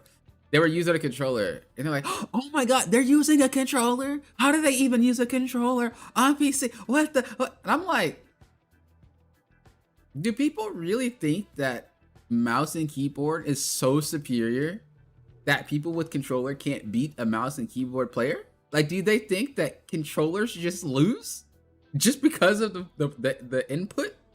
Like, bro, what? There's controller players in tournaments for mouse and keyboards all the time. Not even for just this game, but for other games too. I don't really ever understand how shocked people are when they see a controller on PC like it's not something that's doable. Like, it's weird. It's weird.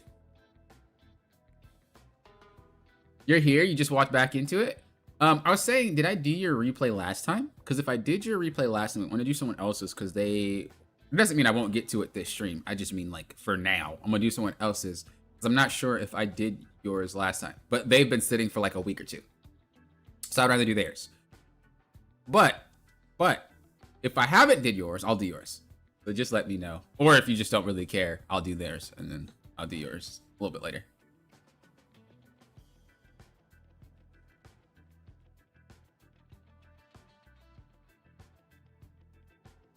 Thanks, Pop, and I appreciate your input.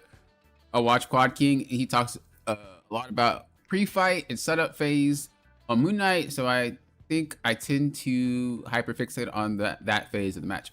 That would make sense. That makes sense.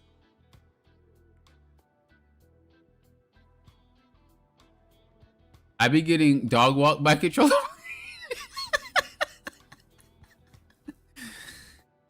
That's funny. Yes, I did. Okay, then I'll do theirs.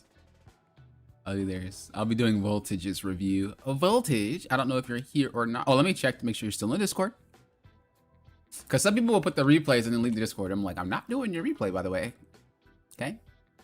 I'm not doing it. But this person is still in Discord. So they're at Voltage, and they said, I love playing strategists and want to be one of the best strategist players in Marvel Rivals with a dream to get Eternity and one above all, like my friends. Okay. If that is what your goal is, to be to Eternity or one above all, we are going to be very strict with this gameplay. Like, we're about to criticize constructively. We're about to criticize what is the difference between high ranks and low ranks when it comes to strategist gameplay. I actually really like coaching and doing VOD reviews for people that want to hit Eternity or one above all, because it not only shows that that player has the drive to really break out of their mold, but it also means I can open up the knowledge that the player knows. I can like open up more to them, because if I'm coaching or doing a review for a player that's like Diamond and they want to hit Grandmaster and that's all they want to hit, it's a bit different because I don't need to really open the whole world to you. You know what I mean? We could just kind of focus on that direction. But when someone's like, hey, I want to get to Eternity or one above all, that's a whole can of worms that we about to open up. And so I always like it because it doesn't happen often. It does not happen often because a lot of players don't really want to get that high. A lot of players are like, bro, I'm chilling, bro. I don't really want to get that high. But you do sometimes get those occasional sweats, if that's what you want to call them. And it's always kind of nice. It's always kind of nice.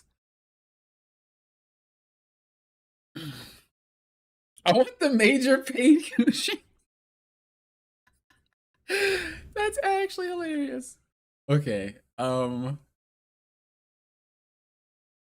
Let's see. All right. Voltage is on Invisible Woman, a really strong character, obviously. We know this. When we're looking at our team comp, we know that we have to pay attention to 2 flyers. Ooh. That means your position is going to have to be pretty well adjusted. So either you're going to need to make sure that they're in front of you and you're able to just look up, glance, heal them, and whatnot. Or you're going to have your shield up there permanently so that they can use it, and then you focus on the fight. Or you can get to another vantage point so that way you can look straight and look down and still heal and fight at the same time. It's going to be rough. This is going to be a hard one. It's going to be a hard one because your team is very bad. Like, even for Jeff, like this is rough. But we believe. We believe. Rebuild the space-time continuum and defeat 2 Dr. Dooms? Piece of cake.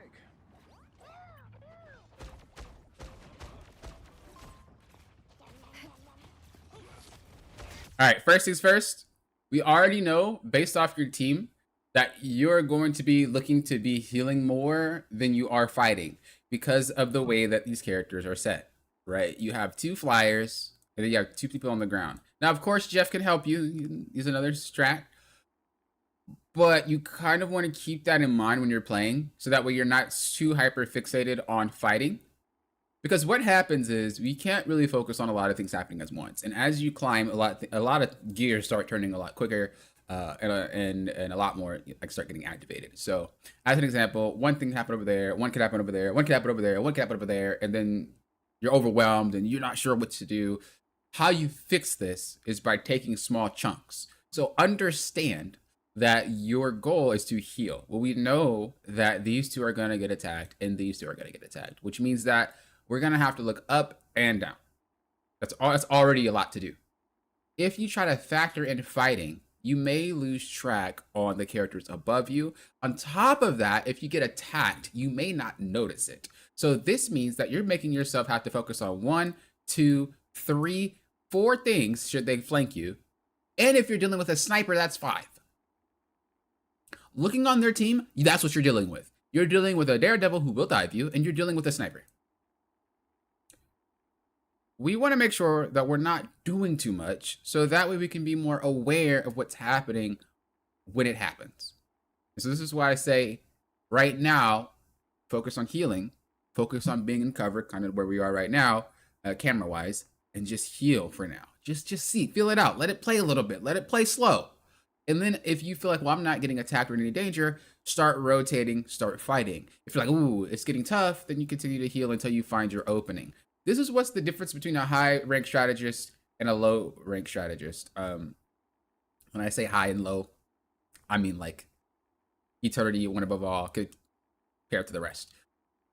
A lot of strategist players that have never reached eternity or one above all, they don't understand this concept. And what they'll do is they'll just think, I have to fight, I have to be engaged, you have to fight. But what happens is they get out of position a lot, or they have to focus on this, and then they forget to focus on that. And then it's just, they don't do anything. They don't have any impact. But when you focus on priorities and you say, this is what I'm focusing on now, here's what I'm focusing on, here's what I'm focusing on, it starts to be very easy for you to be able to flip between them. There was a game that I had last night. Very good strategist, Invisible Woman player. Amazing. She was very good at targeting. She was very good at like repositioning and peeling, and she was great. One of the better ones. But this player I already know because I played with them before, and they were already a one above all player. So they must have just deranked a little bit, and they're in my match. But we all derank, by the way. You see, it's not just low rank, bro. Everybody deranks. One above all players will drop 2. Hey, it happens. But regardless, I knew who they were. I knew exactly who they were. And they were really good. Every time I dove them, boom, they repositioned. Every time they reposition, I go for the cloak and dagger, but then they start healing the cloak and dagger. And then it's like basically that person was carrying the cloak and dagger, because the cloak and dagger was just mindless. I don't know what they were doing. But this player was so good, they compensated for the fact that they were not that great. That's the level that I want to get you on, so that way you can carry, not the whole match, but these certain fights, because it's all what you're doing when you're carrying matches, guys. Doesn't matter what role you are. You're just carrying the fight, and then you carry the next fight, and then the next fight. That's kind of what you're trying to do. It's not like, oh, I'm trying to carry the whole entire game. I'm getting all these KOs, and that's how I carry. No. What you do from fight to fight to fight, and the decisions that you make is what carries matches more. It's not about your overall stat line, because it doesn't matter. If you don't have any impact, what does your stats do? So be very careful. As I said, you see how you're in a position where you're going to have to try to fight, try to heal, and then if Iron Man gets low, or I almost called her Jana. If Storm gets low, you'll have to look up, and then what if Jeff gets low? Like, a lot of stuff is happening right now because you're so close and you're out of position. So let's continue to watch it out. Now, they'd only have 1 tank, so the push could be a lot easier. But you can see how she just got KO'd. Why? Because we weren't paying attention. Why? Because we were looking to fight. See what I mean? If we had our priorities straight and we understood that there's people on the ground, people in the air, and I have to be far away enough to be able to see them both without actually having to go like that, right? I could just be far enough where I could see them both. I can react a lot quicker. If you could have, she would have been okay. So that's the point that I'm trying to give, is that fighting shouldn't be your priority. Doing damage shouldn't be your priority. Even right now, look how close we are. Look at what we're doing. It's not your priority, because all it takes is for you to get sniped to turn the tide. You do want to push with your team. You do want to be helpful. But if there's a Hela sitting right there, you want to be over here and pushing with your team. Why? Because she can't see you. And your goal is still to heal the tank and the Iron Man. And you can see from this camera angle, they are both in front of you. And you don't need to go up and down. It's just right there, right? And as you push, if you want to fight Mag, you can. But look, they're all still in your vision. But where you are right now, if Iron Man gets low, if you have to fight, you're looking there. If you have to heal Mag, but he's behind you, you have to kind of like back up in a weird way. If you have to heal Jeff, you have to like twist around. You have to do so much effort because of how you're positioning.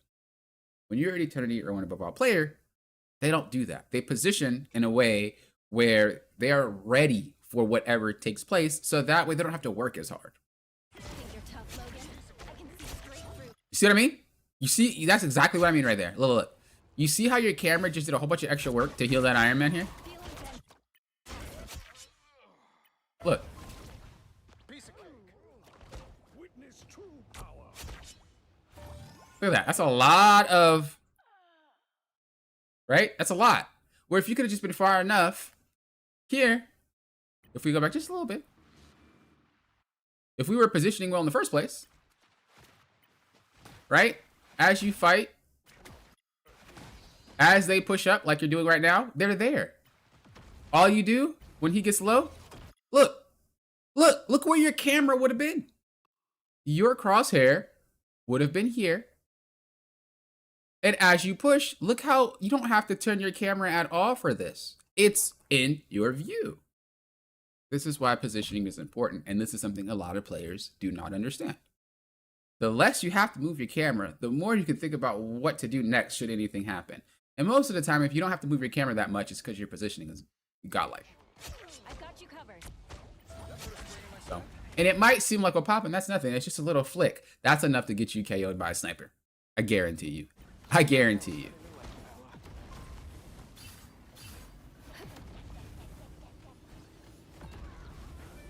Jeff's trolling. So first things first, positioning. We got to make sure that we can see our team at all times. What's happening? Are we just typing? What are we doing? Yo, this is another Xbox player. What's going on? Are there a lot more Xbox players than I thought?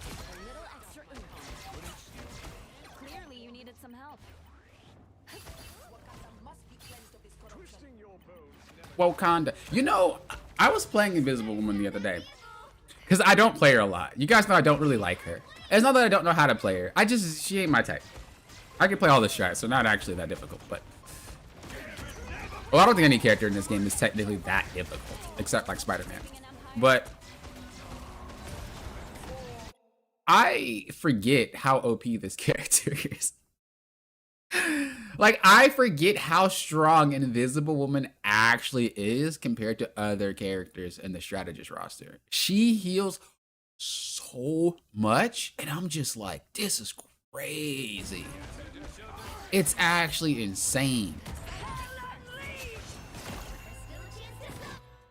In this particular instance, we didn't have to ult. Why? Well, your team wasn't really in any danger. Look. This is why positioning is important. Look where she ults from. You just heard it and you're like, let me ult. But like, if you think about it, where she was ulting from, she's right there. Realistically, I mean, I guess you can ult. I'm very stingy with it, so I'm not going to ult. But I do understand the knee-jerk reaction. But I'm just bringing it up because, I mean, it could be a good ult. You know, objectively, it could be a good ult. I'm just telling you the thought process that I have is that, generally speaking, the higher rank you go, the more DPS players are going to try to get you to ult. And if they are successful, you're probably going to lose the fight because you don't have one now, or the next fight or whatever, right? And you got to be very cautious of that. Sometimes they will bait your their ults, and your team will be in trouble. Now, like I said, I personally wouldn't have ulted here, and maybe my team would have gotten KO'd. But the reason I wouldn't have ulted is because look who's KO'd on their team. Thor's KO'd, Gambit's KO'd. I would have just kind of went over here and just called it a day because you kind of won the team fight already. In my opinion. But It's something you're gonna.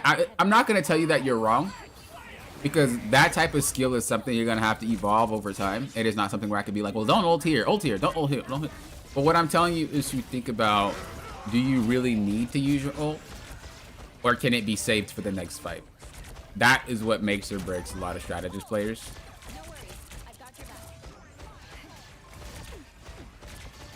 Okay, we're doing that thing where we're really overextended, and should someone need to be healed, you're gonna have to like flip around and do all that.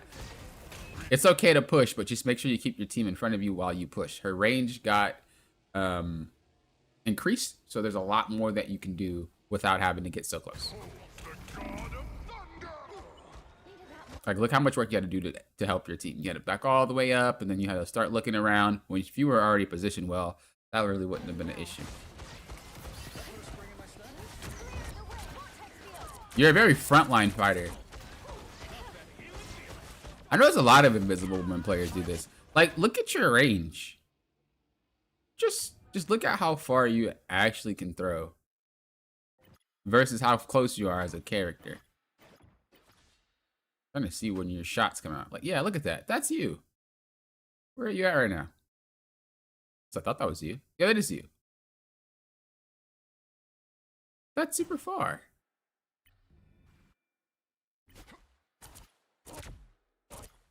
Let me see, just to be sure.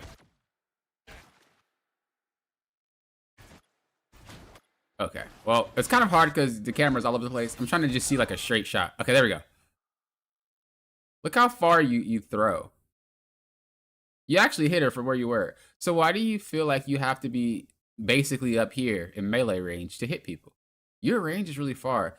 As any character, whether you're strat, DPS, or tank, know your effective range, because you could be at max distance and still damage people. Yes, there is fall off damage, so you have to know the effective range of the fall off damage as well, should that be your character like Hella or something like that. But for the most part, you're trying to be at your most effective range, and if you can manage to pull that off consistently, you will always be in a safe spot as you fight. But a lot of Invisible Woman players that I've noticed get very close, but they don't really have to.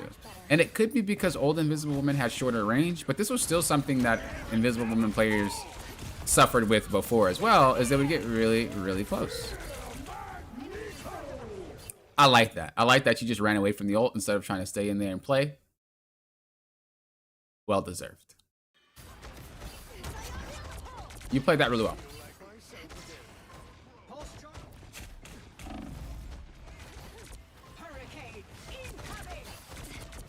Saying magic takes more skill than Spider-Man. Oof. I don't know about all of that. I don't know about all of that.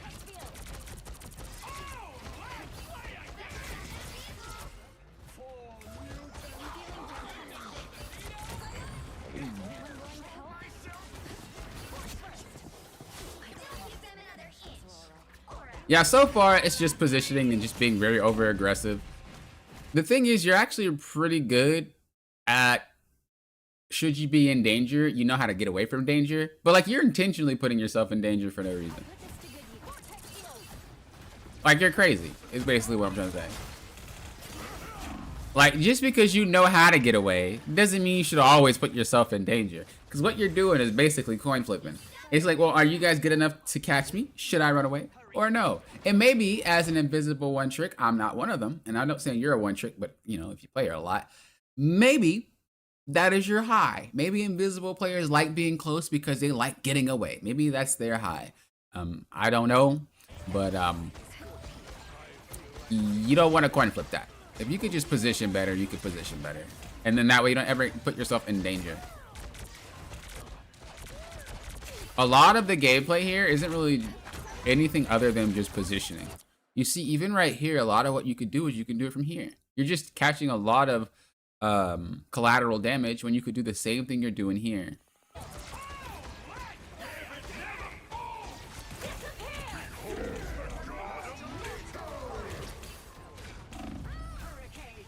You see, you're not actually a bad runaway invisible player.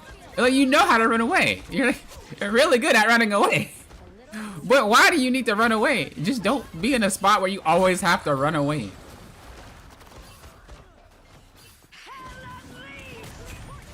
I don't know why you did. Yeah, you see what I mean? It's like you're gambling. It's like you're gambling. It's like, are you guys good enough to catch me? I'm slippery. And then sometimes they aren't, sometimes they are. If we just stop doing that, your gameplay will skyrocket. Up so easily. Only 60 seconds left. I always tell you guys, game knowledge supersedes mechanics. It doesn't matter how good you are at pressing buttons, how good you are at mashing combos, whatever, it does not matter. If someone is better than you at the game, they will win regardless of it. What we're seeing right now is you're relying on the mechanics of Invisible Woman rather than relying on the game knowledge of playing strategists and Invisible as a whole. If we can shift your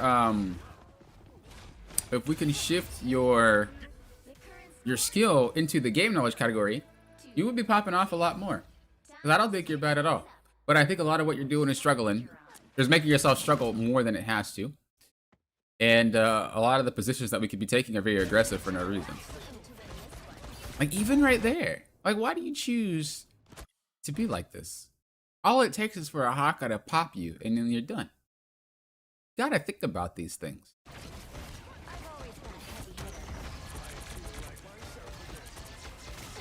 I'm not saying be a heal bot.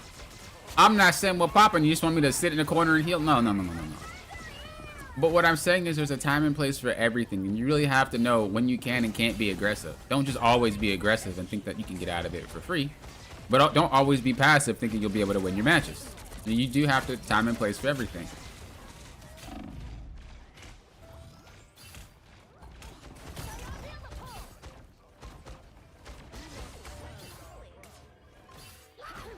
What's the best invisible skin, guys? If you had to say. What y'all think the best invisible skin is? Help get that vehicle to its destination.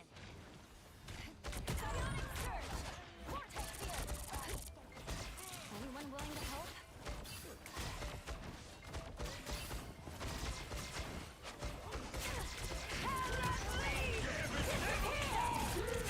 Oh, you crazy for hopping into that. Don't do that. Don't do that. Don't ult and hop into a Gambit ult and an ult that does high impact damage, because most of the time you're going to get one shot out of it. Like that. Disco skin? Summer skin? Disco? Swimsuit? No wedding? No wedding likers in here? Do you guys not like the wedding skins as a whole, or you just prefer this the different skins for her? Like, are you guys like, I don't really like the wedding skins for any character? Or is it more of like, I just don't prefer it on her? Knife wife? Have you been lurking? What's the question? You missed it. Oh, I was asking, what's your favorite invisible skin? You're not into wedding skins in general? Okay. I think for the women, I'm not into the wedding skins. Not that they look bad or anything. But I like the other flavors of skins that they typically have. For the guys, it depends. Cause like I like Gambit's wedding skin. But Mr. Fantastic, I'm not really a huge fan of.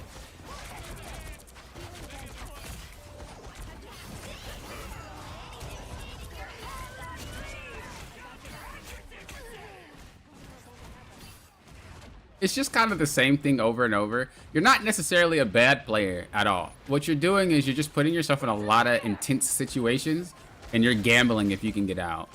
If we just think about what's going to happen in the next few seconds and plan accordingly, as like positioning accordingly, you wouldn't be so much of having to push and pull, push and pull, push and pull. You wouldn't have to do that, and you also wouldn't catch yourself in trouble. You wouldn't catch yourself getting KO'd because we're a little bit overextended, or because we have to turn our camera to look at something in the air or something like that, you know what I mean?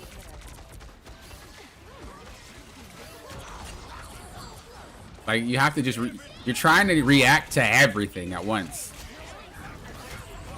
And the secret is, unless you're playing Spider-Man, or Magic, or Iron Fist, or any of these other dumb characters that can do whatever they want and be impactful because they're button mashing, a lot of the players in Eternity or One Above All typically don't work hard.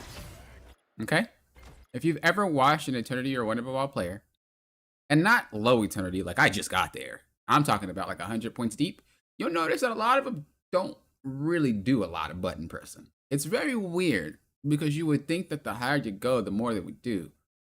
But if you really watch them, a lot of their gameplay is a lot smoother. A lot of their gameplay is a lot more slowed down. And a lot of their gameplay, whenever they make a decision, is more impactful. Whether or not they win or lose, different story. But you'll notice there's more deliberate stuff to it. But like the lower ranks you go, everybody's just like, there's a lot of movement and button pressing, and it's crazy. It's a lot. It's a lot. Slow your roll. Be more deliberate. Think about what's happening next. I guarantee you, you're going to realize that you're working way harder than you have to, especially with this character. The wedding suits aren't for me. I like the more classic superheroes looks. I feel that. I feel that.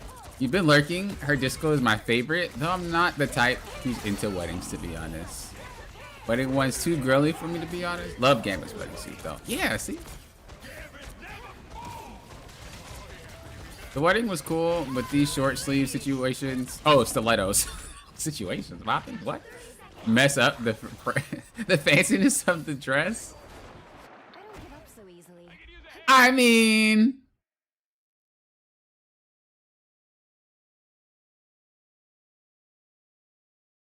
what's funny is I would see her wearing this. At least the Marvel Rivals version of Sue. I think when they try to put the skins on these characters in this game, I can see the Marvel Rivals version wearing it. But I know that some people look at these characters and they think, well, I don't see Marvel Rivals version. I just see the character as a whole, especially if you guys really like comics or stuff like that. And because like, I don't like that version, which makes sense, you know. But I do think when they do skins on the characters for their game, they definitely make sure that it's for their game, and it kind of vibes with that character. There's not many skins in this game where it's like, I don't think they should have got that skin, you know. You need more use of controller, I think. Need to stop accidentally hitting Strange's portal button mid-fight. You know what's funny is I used to do that too. And I don't know what caused it, but I used to do that too when I first started. And it's funny because I've been a controller player for years. So I don't know like what procced it. I don't know. But eventually I did stop. So yeah, for you, Voltage. Oh, it's Voltorge, not Voltage. Voltorge, I think a lot of it is just you're playing too hard for no reason. It's not like you're bad, but it's like you feel like the more effort you put into the match, the more skill you have, when it's the reverse. The less effort you put in, it kind of means the more skill you have in it, if that makes sense. It's kind of crazy to think about, but just think about that and everything that I said, and you'll realize that you can skyrocket your gameplay pretty easily.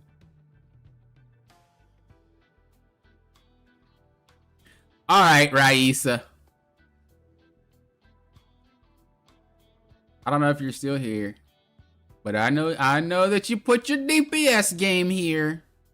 Oh, actually, we'll do 3 more. We'll do Hostly, because bro, I haven't done. I always say Hostly. Oh my god, it's hostile. I haven't done theirs for a hot minute, so we're gonna do Hostile, and then we'll do Raisa, and then we'll do Murray. Did anyone else had any games that they want to look at that I missed? I don't think so. I'm thinking about like members, because usually I don't want the members to, you know, members do get priority, so I don't want them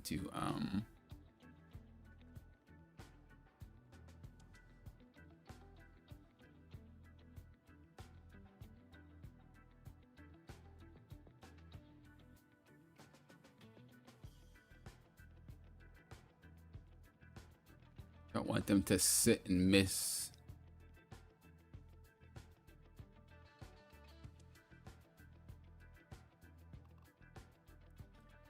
Okay, they said, number 1, someone gifted me a membership last month, so I offer myself as a sacrifice for your content. He's stupid. Is that what's happening here? Is that what we think when you guys submit reviews? You sacrificing yourself for content? I thought this is a more of a for you thing, not a for me. Let's be fair. I made a lot of mistakes here, but I wanted a second pair of eyes to know if I'm actually seeing all the mistakes I made when I VOD reviewed myself. I think there is something we can all learn from, even though this is a very low elo match.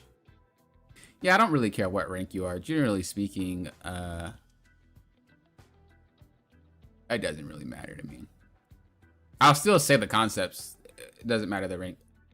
It's just what I talk about might be different for each rank. Like, I'm not going to tell you to work on something that a Grandmaster player works on because you're not there yet, right?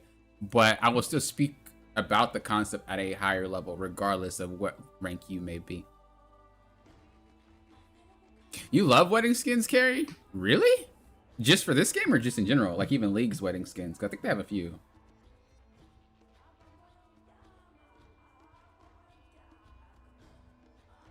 I like the way they look. I just don't like playing them. Makes sense. I like the sound effects. Fair. Fair. I got one, but I wasn't sure if there was time for me to submit it. If you ever have them, just submit them. But for this one, I'm gonna do 3 more. This one, Raisa's, and then Murray's.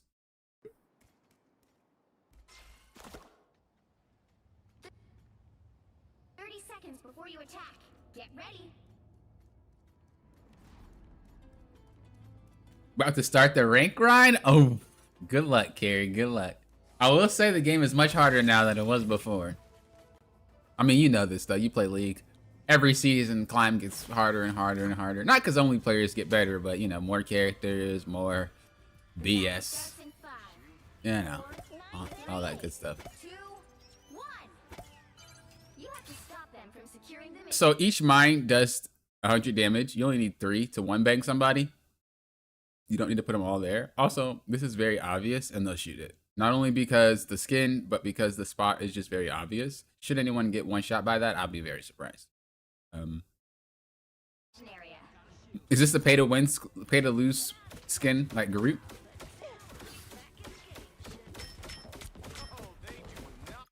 So you got to be a little bit careful about shooting early with Penny.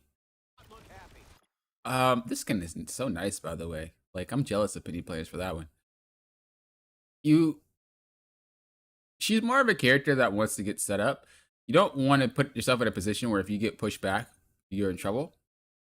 So whenever you're playing Penny, just kind of remember that if you are going to overextend out your nest, you should be able to get back to it really quickly.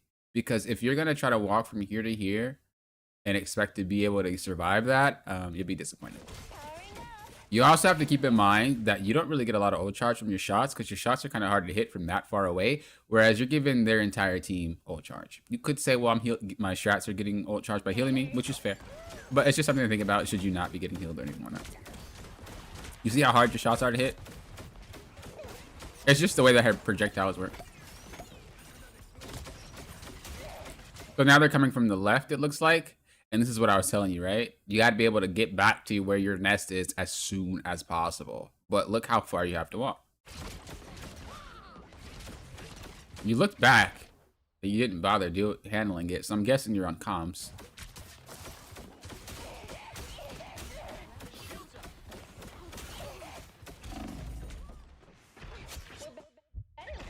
See what I mean?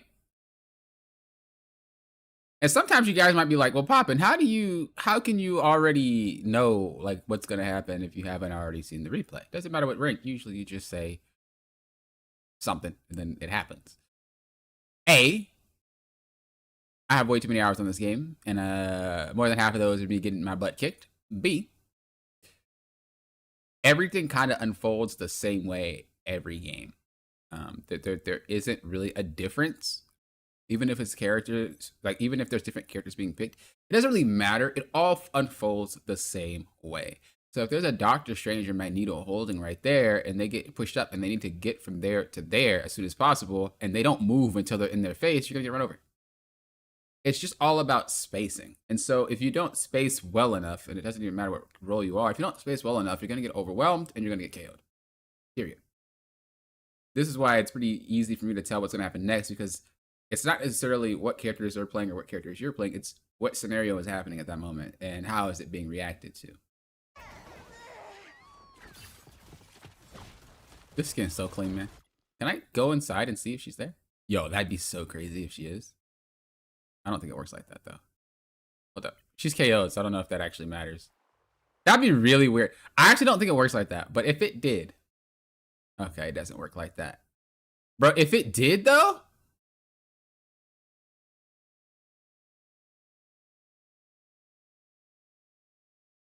That'd be crazy if you could see. It looks like she's supposed to be there, though. She's just not there, doesn't it? It looks like it's actually set up to hold her. Like, realistically. Like, I feel like... Huh, anyway. Doesn't really matter.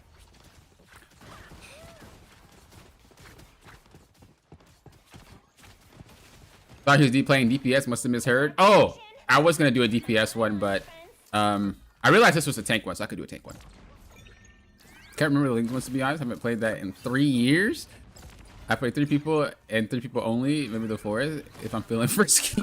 Moon Knight, Punisher, Cloak, and if I got a tank, Stranger Penny. Okay. What rank did you say you hit before? Did you hit Celestial? I forgot when you did play back in the day. Or was it Eternity? I forgot. Where was your gains?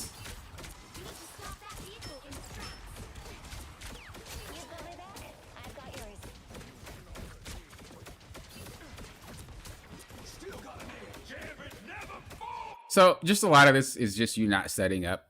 That's all. Like, you're not setting up in the right spots. Basically, how you play Penny is really just thinking of it kind of like a tower defense game. You know, the games where like the minions or monsters will come out, right? And then you have to like put traps down so that they walk and they get slowed, and then you can do. That's pretty much what Penny is. So you have to play like that. Where are they coming out from, and where is the best place to put the traps? Well, if we know that they are going to come out of here, you could put the nest here and load it up, but it's going to get broken probably. But what you could do is probably try to put the nest here and then have it go down the ramp, because you know that they have to walk up. Or you could put them here. And again, same thing. And then as they get closer and closer, pick the nest up, reposition it.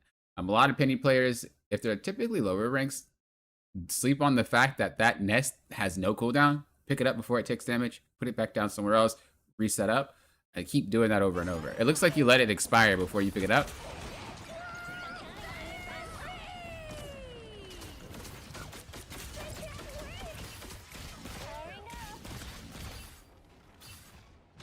You got animated, invisible, and Luna?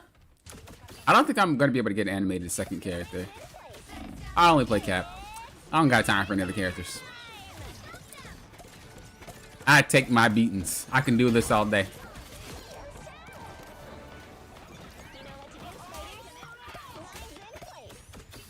You got D2? I thought you got higher than that. You stopped right after your nephew passed? Sorry to hear. Sorry to hear. Yeah, I thought you got higher than that.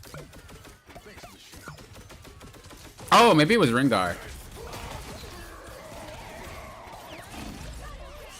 You weren't really doing anything wrong here. Just position yourself a little bit better. You're like hiding here, which you can still be shot, but just wiggle like this. That way you can shoot. That's all. You don't really have anything fancy to work on in this replay. It's really just very simple things to help round out your gameplay. You know, right now we're just trying to mold you out real quick into something, and then we can build on top of that. But we got to get your foundation, and it just seems like we're not fully formed yet. But once you get that, you'll be chilling.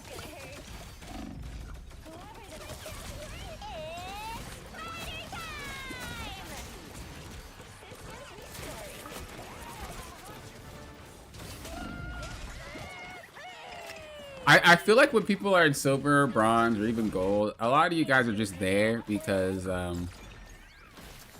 you're just kind of hanging. You know what I mean? It's not that you guys can't climb at all. It's just that you guys just don't really care about it. You're not really tripping. You know, you're just kind of hanging out. But should you guys really want to try to, you'll start noticing you'll be able to hit diamond pretty quickly. And then from diamond, you'll have to really want to climb to get to Grandmaster. And if you want Celestial, again, you're gonna have to really want to climb again. And then same thing for the next rank. I think they should add one more rank to split up. I don't know where they would add it, but I think we need one more rank.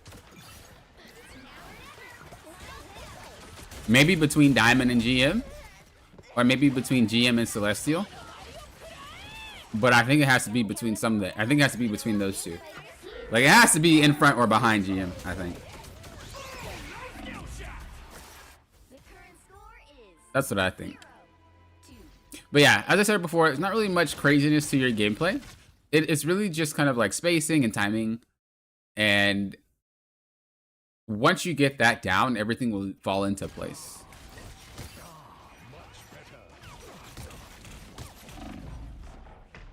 Like as right here, you see how you're like you might feel like you're doing something proactive, like being on high ground. But what is high ground meant for you to do? Well, high ground is basically having an off angle on the team, and it's being able to shoot down. But if you're getting shot by the people that are all at the lower ground and they can shoot you and you're shooting them and we're just trading, you don't really have an advantage, right? There's no advantage of high ground because they're not having to angle their camera. They're just looking forward and, oh, there you are, and then they shoot you, right?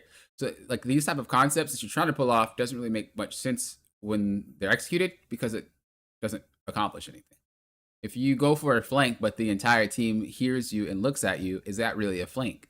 No, right? So a lot of what we should be doing should be having a reason to be done.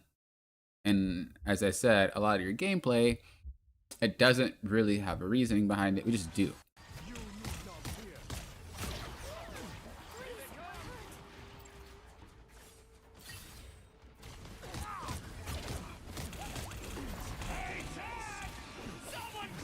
And again, it's not necessarily bad. It's not bad. It's just this is typically what happens in these ranks. Like the players in these ranks typically they soak up a lot of information, but they don't really know how to apply it to the game. They typically, I keep using typically. Poppin', stop saying typically. Okay. Typically. Okay, I'm done. What they do is they try to they soak up all this knowledge. Whether it's from me, another whatever creator, articles, and they're like, okay, I got all this knowledge, and then they try to play it and just do it. They try to replicate what's being said, but they don't have any foundation to even like. They don't have a reason to why they just do it to do it. So we go from taking high ground to then going to flank, and although those type of things are good. There's no situation in this game that's telling you to do it. You're just executing good things when they're not really called for. And this is what makes it so that it might be hard to figure out what you should be doing and what you shouldn't be doing. And what I will say to that is you should play to what the game gives you. Don't try to be super creative. Don't try to be crazy. If you're taking high ground, it's because you're pushing someone off an angle. If you see a Hela up there and you have to go to high ground and shoot her to get her off of high ground, good job. If you're flanking because your team is having a really, really hard time pushing or there's an Amor or something like that. So you're going around to make sure that some of that pressure is taken off so that way your team can push forward. Whether or not your team acts, different story, but play to what the game is giving you. This game hasn't said to do any of that.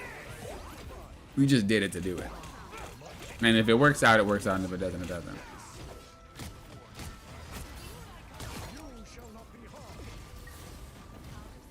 And somehow it worked out. You see, all this extra work that you didn't even do anything. You could have just walked up and did the same thing. Don't make the games more complicated than they have to be. You're not in a rank that high yet. And although it is good that you understand a lot of these concepts and a lot of these advanced techniques, it doesn't do anything if you don't need them. Okay? I expected better from you, Zai. What a shame.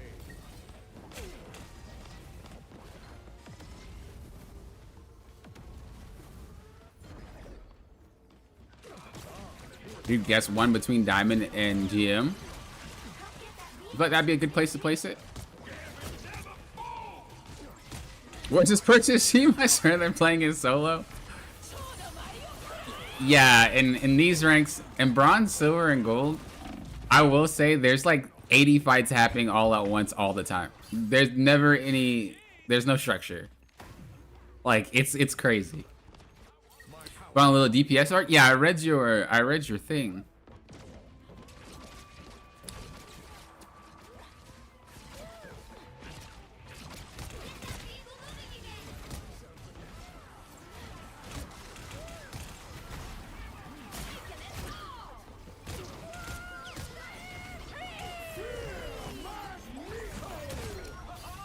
Nice. Yeah, you see, you didn't really do anything fancy there, right? You just pushed with your team. Sometimes that's all you have to do. Sometimes that's all you have to do. Use cover, right? This is cover. That way you can just shoot that one person as he's walking through. Where you're standing right now, everybody can shoot you and you're only hitting one target. That's not a really good trade-off, right? You're getting shot by 5 players and you're only shooting 1 player. Numerically, that doesn't really make any sense. So if you make it so that you're shooting 1 player and nobody's shooting you, you have the advantage, right?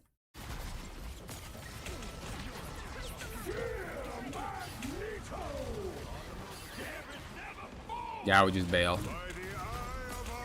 Bro, that Strange is crazy. That Strange is crazy. Get that vehicle moving again. I shall not be removed so easily. That dude over KO'd like crazy. You need not fear. You'll be more careful next time. You only play hit scans good? Are there any projectile-based heroes that aren't kind of hit scan? Like, if you think about it, Hawkeye is kind of a hit scan character, unless you're shooting from really far away. I guess a real projectile is like Squirrel Girl. No matter the distance, it's still kind of a projectile. Moon Knight is so fast now, it's kind of a hit scan, depending on how close or far you are.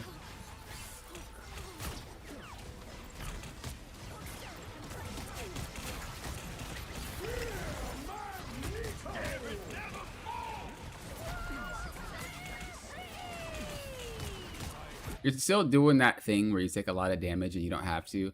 In this given situation, it's kind of okay. But, you know, most of the time. So I guess it's okay because you're in Cloak and Dagger role, but just keep that in mind.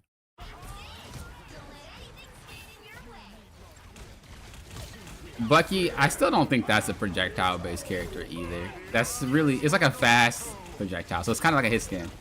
Mantis, though, she's not a DPS, though. I was talking about just DPS. But yeah, I'll consider hers projectile. Hers is really slow. But I feel like Bucky is not a projectile. That thing borderline hit scan.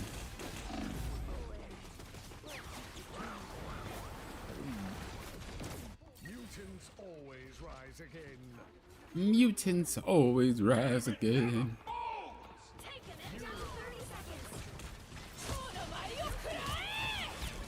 I don't think you can salvage this. Now you use cover? Wait, this whole entire time you weren't using cover, and then now you use cover. I guess because it's overtime.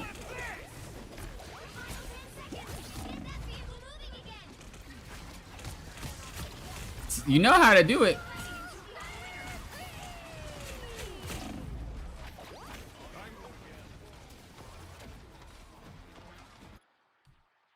Yeah, I think a lot of this game, you just gotta be, you know, a lot of information, but it's kind of holding you back because you're trying to do all of that information all at once. Simple is the best way for you right now, just so that you can build that foundation. And then once you have that foundation, you'll be good to go. Such as like, okay, well, if there's 6 people shooting me, I should kind of take cover so that only 1 person is shooting me, or I actually need to focus on this target because I can one-shot this target. Like if you were sitting right here, you would shoot Magneto instead of shooting Squirrel Girl, when you could shoot Squirrel Girl because she's just as close as Magneto and you can get the one shot off on her should she get low enough, you know? Like simple stuff like that would help you a lot. Like I said right now, is like you're trying to do too much for no reason. There's like no reason to do any of what you're trying to do. Just play normally. Even though you understand all these concepts that you're being taught that you might soak up from people, I'm telling you, play normally. And should the moment arise where you need to do it, do it. Otherwise, push with your team. Focus the character that might be able to get one shot. Otherwise, shoot the tank. Use cover. You know, and play a lot more slower. It's not that you're playing fast, but it's just you're not letting the game unfold and you react to it. You're just being too proactive. But I'm not in your head, so I don't really know exactly what you're thinking. I'm just going based off your gameplay, and it shows that you're trying to be more proactive than you have to be. It just makes the game harder. I just call projectiles burst characters hit scans because they all fit under the main DPS category. I think that... Let me see.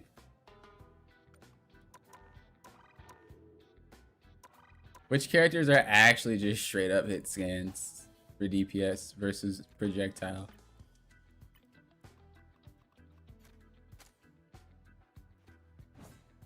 So he's a projectile character, but it's low-key hit scan. Hela's not a projectile character. Iron Man is a projectile character. They're slow.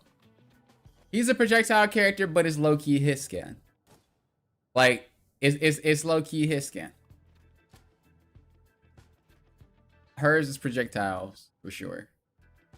Namor is a projectile-based DPS, for sure. Bucky is low-key hit scan. Storm is low-key. You know, unless you're really far away, Storm is low-key hit scan now with the speed increase. Unless you're really, really, really far away.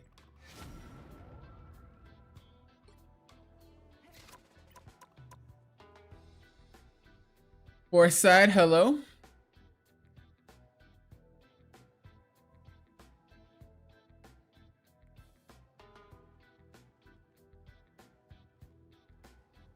I don't know if you're here, Seven. But if you are here, I already reviewed that game that you said you don't need to be reviewed. I reviewed it, I think, last week. Maybe the week before. When I have the check mark, that Nash told me. Well, Nash and I think someone else were saying I need to put a check mark there. Maybe it was Chaos too. But now I put check marks if I've done your replays. But this one's Raisa. They said, I'm on my DPS arc now, so I want some genuine input on what I could do better because, as you know, I'm a support main and I'd like to be good, be a good pocket DPS. Plus, I'd like to get better at off angling and all that lovely stuff. All right, let's see.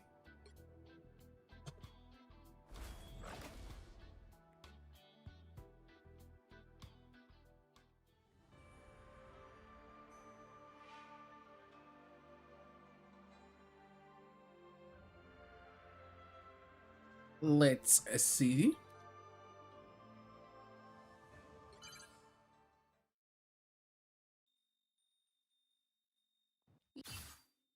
You have to stop them from securing the mission area.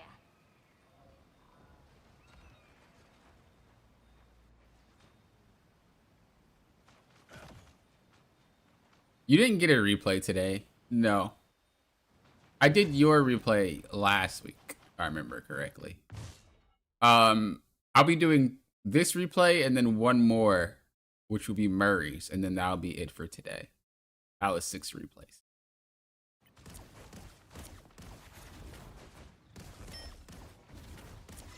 All right.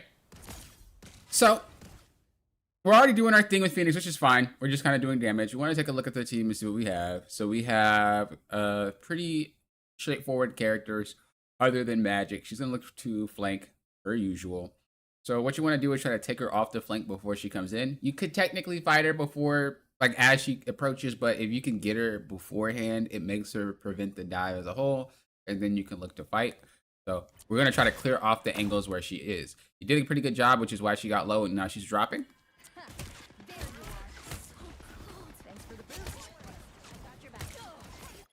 Okay, and then we see that she's here, so she should be our target priority.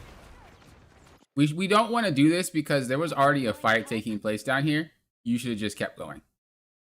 Now you could reposition if you want, but you already started building up the momentum. You already got a free pick. We already started pushing. There's no reason for us to stop the damage for however long it takes you to float up there. I'll just say about 2 seconds, 3 seconds before you reposition to start shooting again. That is enough for your team to essentially have a 5v5 because you're not there. It might not seem like that much, but it is a lot of time, especially when you guys are already pushing. So be very careful when doing that. Because all it takes is for what just happened, for you to lose one. And honestly, you could have gotten that KO if you just didn't fly up there in the first place. So look, let's just say we never went up, right? And we fought here. And you were like, okay, let me keep walking forward. You never did this. You just looked at magic. You could be popping her a few times. Should she teleport away, right? You're still shooting, and you should be able to clean up all of these. Look. Half HP, half HP, half HP. But because you decided to fly up there, which took about 2 or 3 seconds, they were all able to get back to their full health, more or less, and use all their cooldowns. Whereas your team just got obliterated while you were repositioning. So if you guys are already having momentum, you got to be very careful about disappearing, because then your team is basically fighting without you. It worked out, luckily, but that's because your team played it pretty well. But you guys did end up losing Wolverine.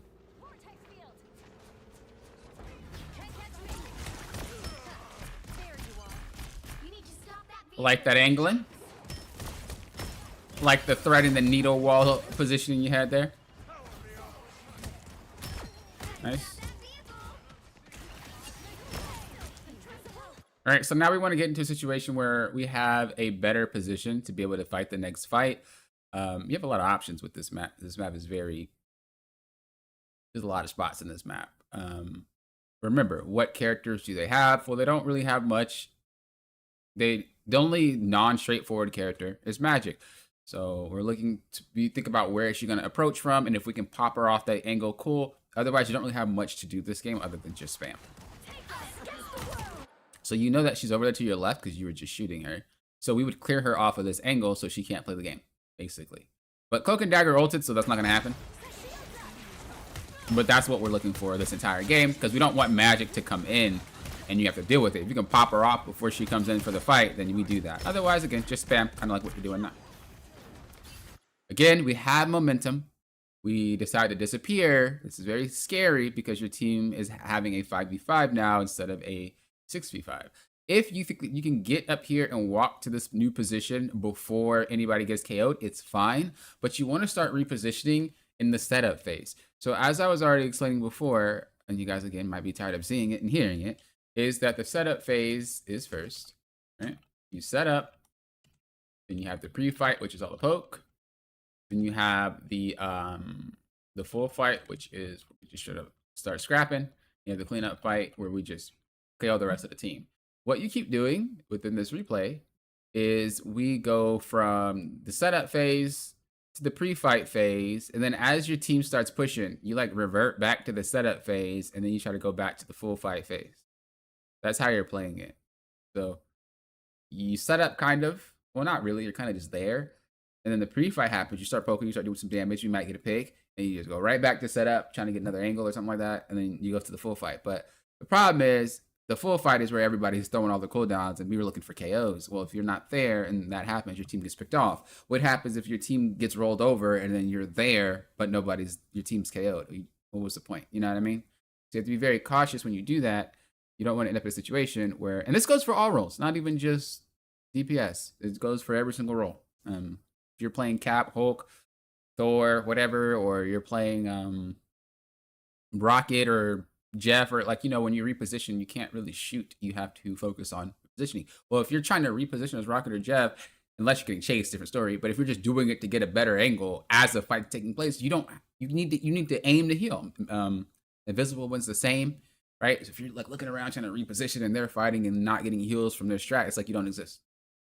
The tank is MIA as the fight takes place, and you come back, you don't exist. It's the same for every single role. So you have to be careful.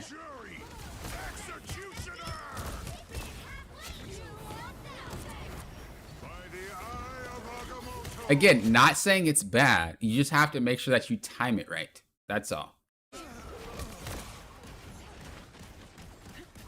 I need to play more DPS. It's my preferred role. Yeah, lock that in.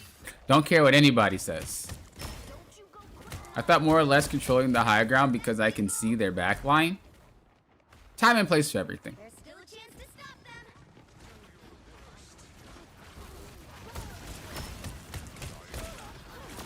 I'm surprised it lets you sit there for free.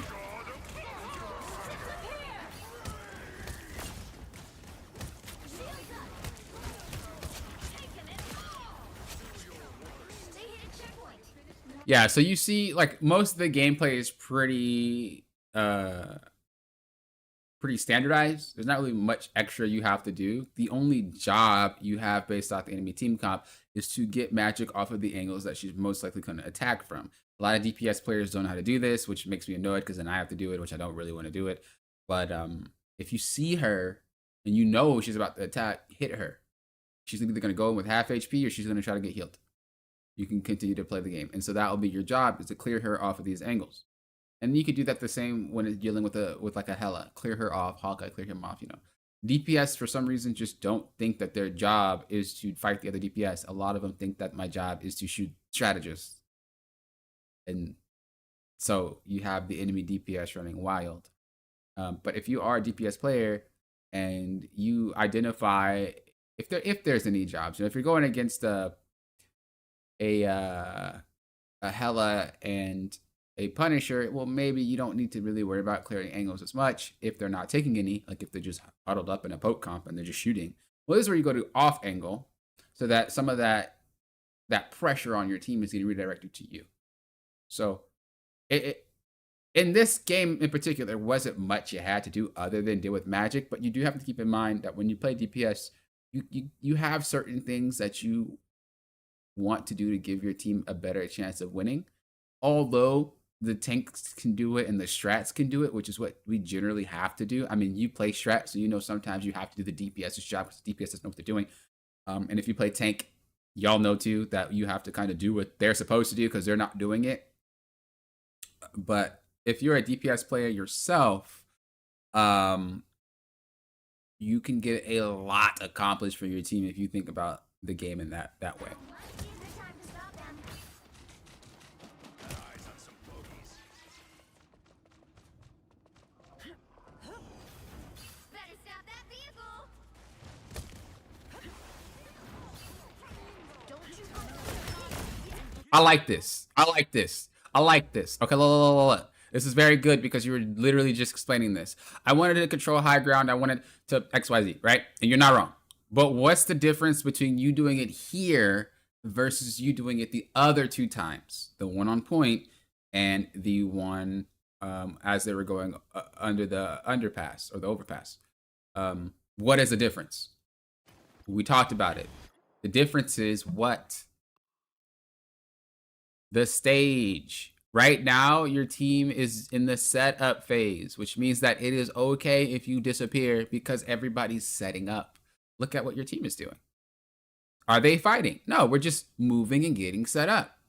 You're able to do this for free because you're preparing for the fight, right? That is the difference. And I'm glad that you did it later in here because now you can see the difference between why it would be more effective here than the other way that you were doing it.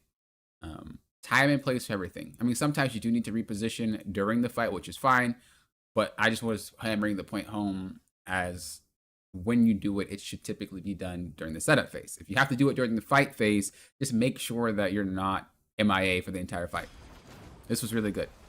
Because now your team is fighting. We're in the pre-fight phase, right? And now the fight, we got a free pick. So now we're in the full fight phase. Things are happening. We see the magic behind us, though. And because she's able to play for free, she almost got a free KO. If she would have gotten that KO, it would have been your fault. Not really, it wouldn't have been, but like in hindsight, it's still technically your fault because she's playing for free.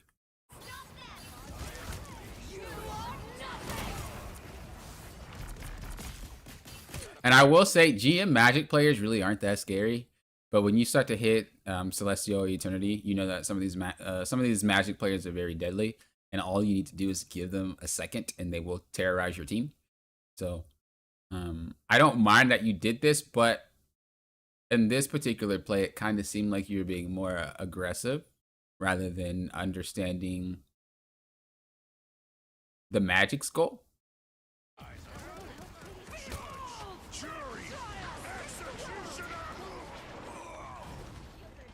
Backing up here is fine. Is this the ice skin? Or is this another skin? What skin is this?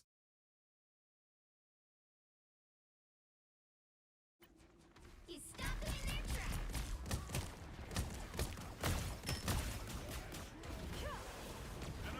tracks. Dark Phoenix? That's 3. Oh, I remember what skin it is now. Or else. Goes to show how much I don't follow her skins. Goes to show how much I don't follow her skins. 2, 3. Oh, it's the battle pass skin. Okay, that makes more sense. Cause holy, I was like, I don't recall that ever being in the shop, ever. You just predict where the other DPS are going to come from. So it's going out of your way to look for them seems a bit troublesome. Depending on which ones you go against, they typically have the same type of spot that they come from, because there's only a few spots. You know, they're never going to come from just any random spot. As an example, like for this instance here, if we're looking for magic, she's probably going to come this way, right? Or she's going to go this way and somehow end up in there and then look to go around. Or she might come up here and go around. Or she might go here and, you know, whatever. But the starting point is the same. So if we can identify where they're coming from at the start, it's pretty easy to identify where they're going to go. And then at that point, you just handle them. Don't need to straight out 1v1 them. If you're a poke character, obviously, you don't want them to get close. But if you can poke them out before they get close, it's huge. All you need to do is capture the mission area. Got it? And I'm not saying that's always your job, right? Like it's not saying that this player or you or whatever should be on magic duty 24/7. I'm just saying, should you have any characters that are problematic to your team, it is up to you. It doesn't matter what role you are to figure out, well, how can I make it so that it's not problematic? And for this case, magic is we know magic is always problematic. It's not a question. It's not a subjective thinking. Magic is a problematic character. I mean, her win rate is the highest in the game on both PC and console. I mean, she is a menace. So if we already know she's going to accomplish her goal should she get close enough, why let her get close enough? It's very different from like Spider-Man, where we're not sure which Spider-Man we're going to go against. Yeah, he might be annoying, but he might not actually get KOs. Whereas Magic will get KOs. It's not a question. And so if we know that, we should probably try to prevent her from getting it, because it's going to happen regardless.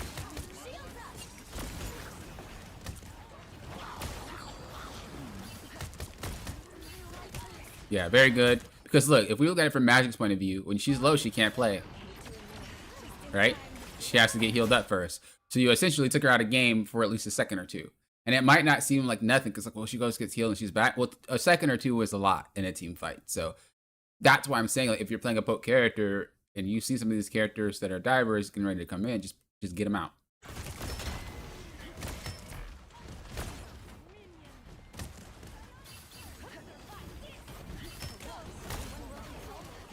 So again, timing here is important. This was very good.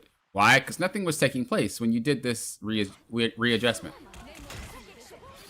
Reposition. What am I talking about? Look, you did your thing. Nothing is really happening right now. So it's perfectly okay for you to do what you just did. You're not out the fight because nothing's happening. Sometimes the phases recycle. So it just did, right? It went from a full fight to back to setup, to pre-fight. And that's the higher you go, the more that actually ends up happening. So it did a reset. So you're able to come up here and do your thing.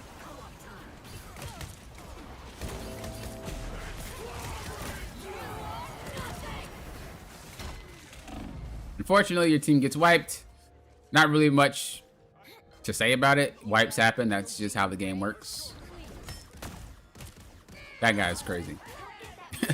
That Doctor Strange is wild.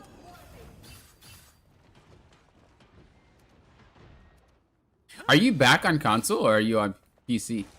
Wait, I can just look at everybody else. Okay, you're back on console. Oh, you're climbing DPS on console, and then you're climbing your other stuff on PC. That was happening. Oh, it's just an alternate account. Oh yeah, because your main one has TTV in it, or no, you renamed it. Good times.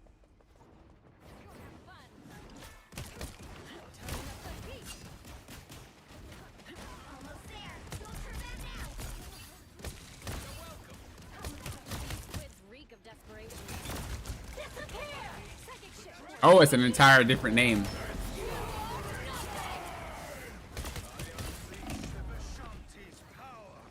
What just happened? Like, I watched it, but I didn't understand what just went down. That was weird.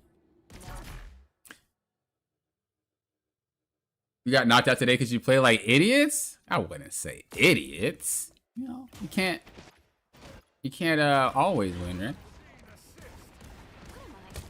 Invisible? My shields are down. Thanks for the boost. So I don't really like your target priority here. I was just like I said, I was wondering what was happening because you were shooting for a long time and nothing happened. We should be trying to shoot these guys, especially Jeff. When I play DPS, Jeff is like the first one I'm looking at because this guy cannot hide his head, which is why he has a passive to reduce crit damage to his head, which is headshots. It reduces damage because literally it is very easy to headshot that character. So you should be looking to angle on those. If you want, you could actually come over here. Right? This is kind of this is a lot, don't get me wrong. And I probably wouldn't do it. It's just an idea. But you could come over here, maybe get on these ledges, look for some hits, you know. If you really wanted to be crazy, you can come back here. But basically what I'm saying is you could be a little bit more creative in this approach because there are a lot of other ways that you can get shots off on these characters that are just standing there. Like even right here. Even though the fight's taking place in front of you, you can shoot past. It's similar to Magneto. It's kind of the best way I can say it. To say it.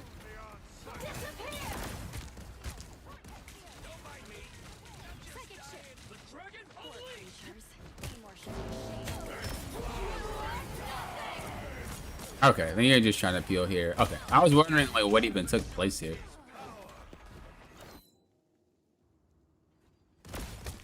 You send me some game codes to look at your free time. You could put them. You could put them in the. Well, I guess it wouldn't really much make sense to put them in the replay. You could put them in my DMs.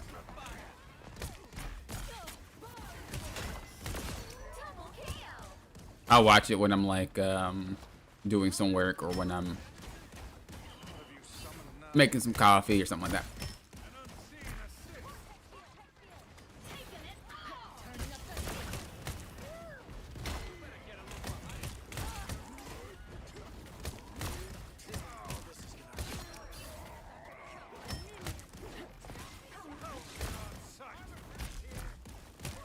Okay, here I would just like to see you off angle a little bit. Just always have a retreat angle. So if you're off angling here, right, they're looking at you, and then you can just easily step behind here, and then you can just dip out. I noticed that on defense, you struggle a lot more with the creative gameplay than you do when you're on offense. And I don't know what causes that weakness.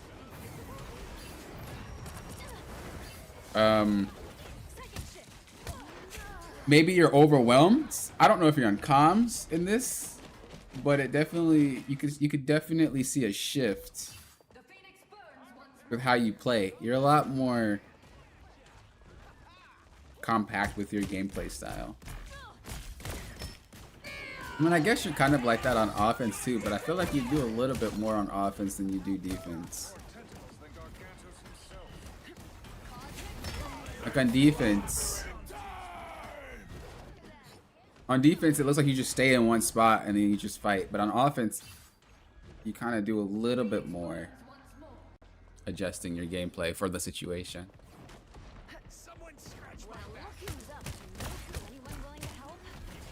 You couldn't see the shark because of the snow?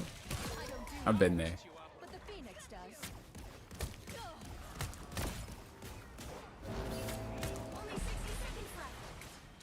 I'm gonna check the overtime because I'm curious if I'm crazy or if it is happening. Very nice. I wouldn't have done that. I know you're low, but I wouldn't have done that for the sole purpose of like you're MIA again. You're like you're like cat players when they first start playing cat. They just run away from the fight for 3 seconds and come back. You are nothing! The current score is 3, 2, 3.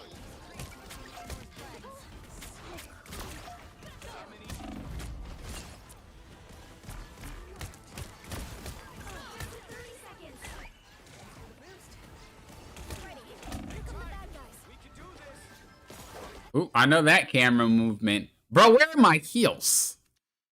That's that camera movement. Well, let me see. Let me go back just a little bit. Because I know magic was a problem, but I wanted to know if the priority should have been just helping your team and not the magic in that scenario. So you did get knocked off, which sucks. You're getting healed. Now, we know that she's there, but we also can tell that your tanks are kind of getting bum rushed. And Phoenix is very good at stopping pushes. That's one of her superpowers, in my opinion, is like very good at stopping pushes. Not only because of the stun, but just the collateral damage that she had. She has a lot of stopping power. When you recognize that your team is getting ready to get run up on like this, you've got to just focus the attention there. Yes, there's a magic over there. Yes, that's a problem. But you're also a DPS, and your job is stopping. You know, your job is to prevent this because you do a lot of freaking damage. And this is one of those scenarios where it's more important that you focus that instead of focusing magic. And I know it sucks.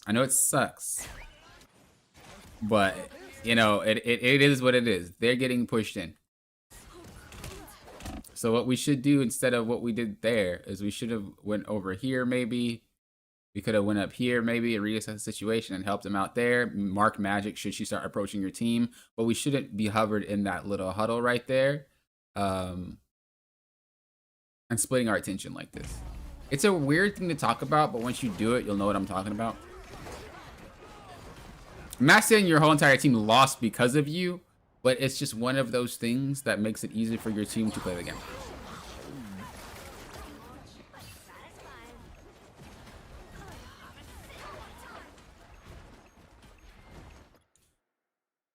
You keep going MIA for a second. I know you're repositioning, but it's so funny because it's every time the fight is taking place, you do it.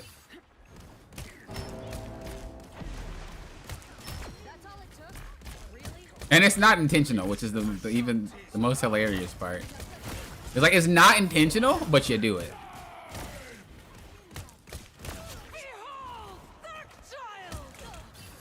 It's something to just think about. I'm not saying you're ever bad or wrong for doing it, but you really do have to think about it. If I do this rotation, I'm not going to be there for this amount of seconds. Should this rotation happen, or can I find a better spot? Or do I just sit here until the fight unfolds a little bit and then allows me the time? So I don't want you to think, well, I comment on it, which means it's bad. That's not what I'm saying. But you are MIA for a little bit. You have to stop them from securing the mission area. You lost half your team. That's why the only one was up with C and D. I understand that, but as soon as she ulted, you should have turned your attention back onto it. It's one of those moments where it's like she committed, so you kind of have to commit too. You don't necessarily need to get closer or anything, but help her, basically, is what I'm trying to say. It goes for any character that decides to just pop their ult off.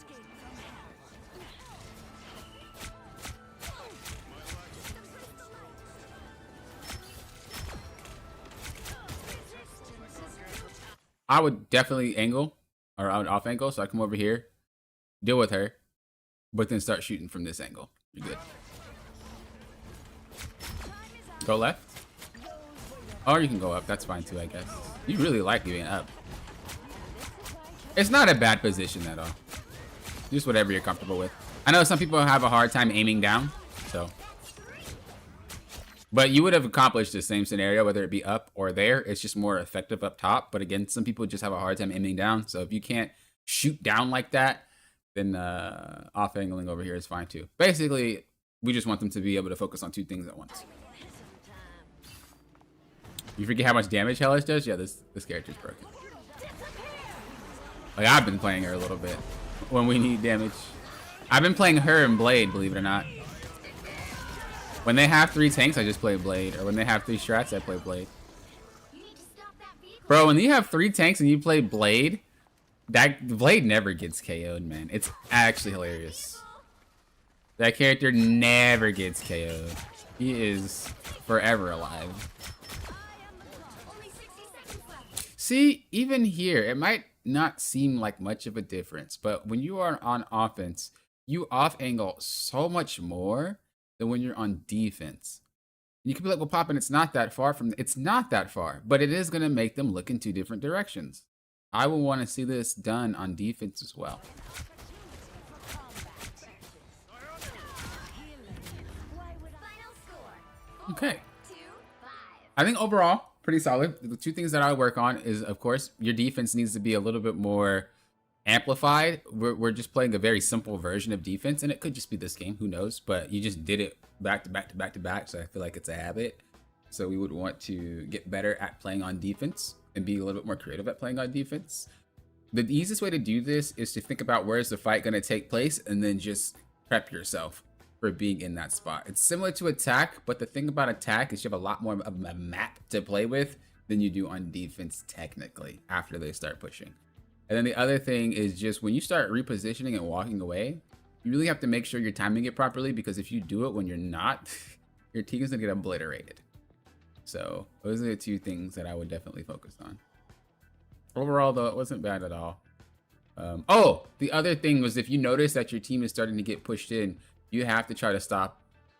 Use whatever, all the characters you play, Hela and freaking Phoenix are some very good characters for stopping power. They have a lot of explosive damage. When you start noticing that, you're gonna have to focus your attention on the push and try to stop it, or at least give some damage. And sometimes all you need to do to stop it is to do a little bit of damage. If a Doctor Strange gets chunked, I guarantee you they're not just about to continue to walk forward. They're gonna, you know, stop for a second, get healed a little bit, and then continue to move. Like, that's the stopping power. Your job is not to halt the charge, but if you can make it so that your team can just kind of reset, even if it's like a half a second, just get their bearings, it's enough to then turn the tide on the enemy team. All right, this one's from Murray. They said, I had my Daniel-san moment, and I came back to Mr. Miyagi to tell him I understand now. As the thing main, I lack the patience. I need to play Emma effectively like I want, but I still have taken a liking to using her in the current poke meta. I snatched the tank position 2nd round because our Emma wasn't doing so well. I need more tips on how to create space as her, so I'm not always running back to Strange and Thing. So my main target party just sometimes too scattered with her. I need to get better to make it to Celestial, coach. Please let me know. Oh yeah, you did just recently hit GM. You're like going, man. Congratulations once again. And it's been the Ben Grimm game got better, as well as C&D coach in the beginning. Thanks for everything. No problem. Let's get into it. And let me see if Raisa has any last comments. I thought more or less the thing jumping to me, he struggles jumping to height compared to low ground. That is true. That is true. But you still have to keep in mind that if they get that push off, man, there's not really much you can do. Not really much anybody can do once the ball starts rolling. I can't shoot down at all. I even tried training for like a month and never got it. It's weird. It's weird to shoot down. The best way to do it is like at an angle, but if you have to shoot down like they were doing, I mean, Raisa just has really good aim. When I coached their Luna, I always applauded their aim. They have very good aim. They have better than average aim, so like I think undoubtedly their aim is better than mine. I don't really play with aim though. I play with a lot of game knowledge. I don't rely on my mechanics. You guys know this. I'll use them if I have to, but I'm not relying on them. But there's some players that are very good mechanically when it comes to aiming, or even just like button presses, where they don't really have to use game knowledge as much. They can weigh in a little bit more on their mechanics. But that being said, you still need game knowledge. Mechanics aren't going to be able to carry you all the way. You know what I mean? But like I said, Rice is pretty good at aiming. I complimented their Luna a long time ago. 4, 3, I just need to off angle more on defense. Yep. Got you. No problem. I told the Jeff immediately, we got this. Please switch. What? Were they trying to troll or something? I don't like that bubble. You gotta throw it to where the fight's taking place or to where it's going. I don't know if it was an accident though. But you just gotta make sure it's where they're fighting at or where they're going to go. Ooh, they have a panther. Ugh. Oh, but we have 3 strats. I've been noticing a lot of 3 strats lately, but I've only noticed it when Gambit's chosen. Like if Gambit gets through, I start noticing a lot of triple strats. And then when he's not, it seems to be 2. Did you guys notice that too?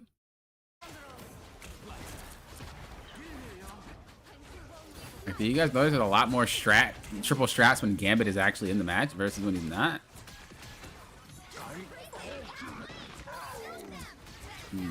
Maybe I'm just unlucky.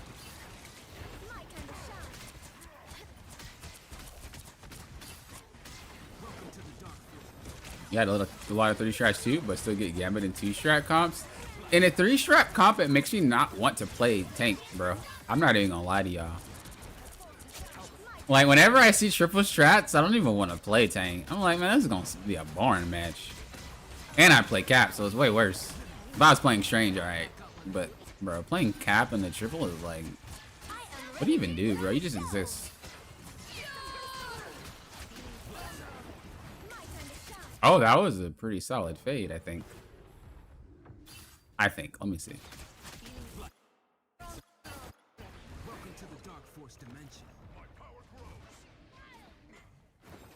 I think you tried, but it didn't work because they were already in. That was a really proactive fade. I actually don't mind it. You should have ulted though. Why didn't you ult there? Do our team have it? No. Yeah, you should have ulted that. Oh, you didn't want to ult because she was. No, that's your team. Yeah, you should have ulted that.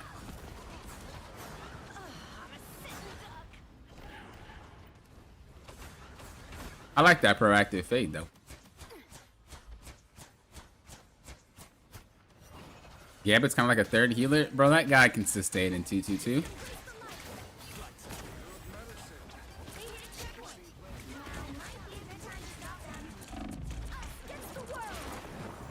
So in this particular moment, you ulted to save yourself, but I'm pretty sure your team was either A, gonna win this fight or lose this fight.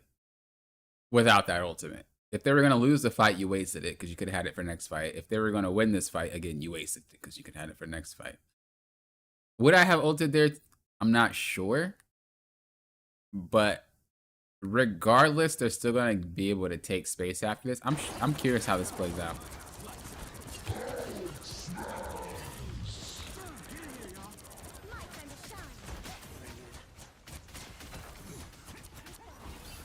Yeah, you see what I mean? They're still going to take space regardless. So, like, you being alive here doesn't matter. That's going to move to somewhere about there without the ult. Without you being alive, it doesn't really matter. Like, the fight was going to... That's not a real fight area. The fight area is somewhere down here. So,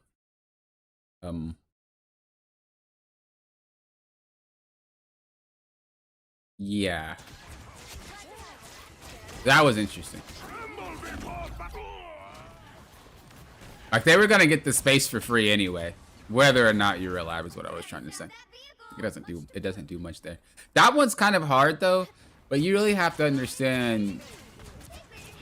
Like, once you play enough, you know how much space they're probably gonna take after the checkpoint, and then you know where the next fight should probably be.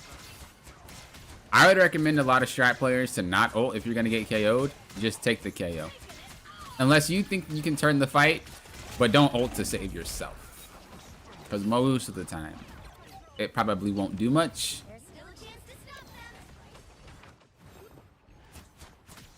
I waited too long trying to time the other cloak's ult going away. Oh, yeah, you shouldn't have done that. Like, I understand, but it lasts for 11 seconds. Like, you you could wait for her to finish or you can match. Most of the time I do tell you guys, I'm like, you know, wait a few seconds before you pop the ult off. Because Cloak and Dagger, you know. Well, I don't really say wait a few seconds. I usually say see if you need to ult, because the ult doesn't do as much damage to your team as it might seem like it does. And then should you need to ult. But in that scenario, I would have matched it because you were taking damage. And even if you weren't taking damage based off where everybody was located, you just needed to ult right away. Your team was getting KO'd.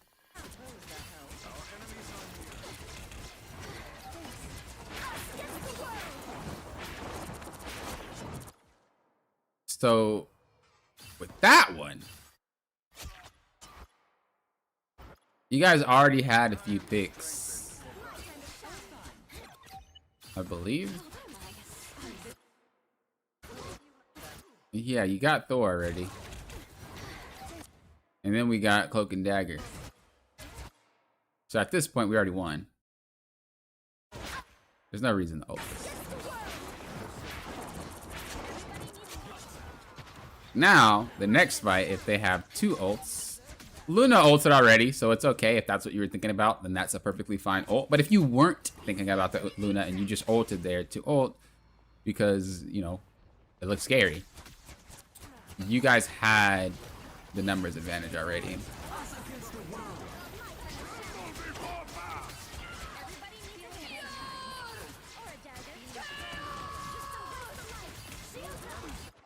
Okay, so let's look at, this is basically what they were doing. What you asked about is what they were doing. Let's look at it from their perspective. They must watch my content. Okay, look.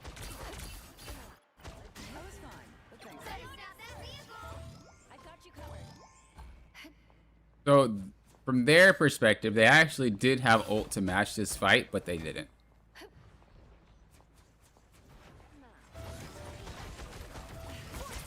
Invisible Woman players just be giga close, bro. But you see, look. They have the ability to match this ult, but they didn't. Why? Nobody's really in danger.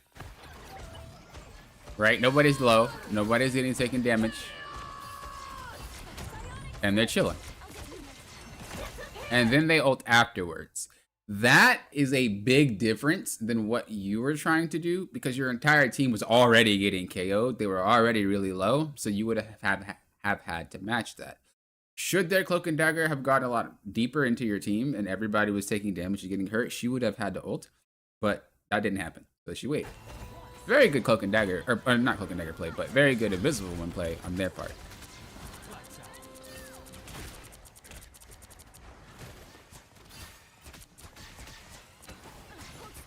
So what your idea wasn't wrong, but just how it played out in that moment, it was just better for you to ult. But the idea is decent. It's a real fine line. Yeah, exactly. Yeah, that's exactly what I was saying. It wasn't a bad idea. It's just in that particular moment, it wasn't the play. You had Cloak to avoid that. Should that guy have been better, you get KO'd there. But you had Cloak to avoid it. See? You avoid that, you're chilling. Should that guy have been better than this, you get KO'd 1000%. So this is something you really need to nip in the bud, because that is the guy just didn't play well situation. And you also didn't play well, which means that you got lucky. But we don't want to survive because we're lucky. We want to survive because we're good. That guy didn't even bother to combo. He just ulted you like it was gonna, Bro must have not have read the 275 patch notes or something. I don't know. Little bro trolled. Oh no, not a Daredevil. This was a better ult. You were gonna get KO'd, first of all. And second of all, Emma ulted. It was a good ult. One thing I'll say that a lot of Cloak and Dagger players don't really do, and it's not even something that's a low rank thing, I'm starting to see this a lot in my games as well, is that Cloak and Dagger players tend to ult, but they don't get back to safety. So they try to fight at the edge of their ultimate. And then when it runs out, they try to reposition back. You never want to do that. Before your ult runs out, try to reposition back to a safe place. That way you're not in any danger. You did it, and I wasn't saying that you weren't doing it. I'm just saying in general, just for any Cloak and Dagger players that are watching this, do not fight at the edge of your ultimate and then try to readjust after it ends. Readjust while you're invulnerable because you're healing yourself. That way you don't have to move later. Because a lot of the times players do that and get KO'd. And it's just like, why?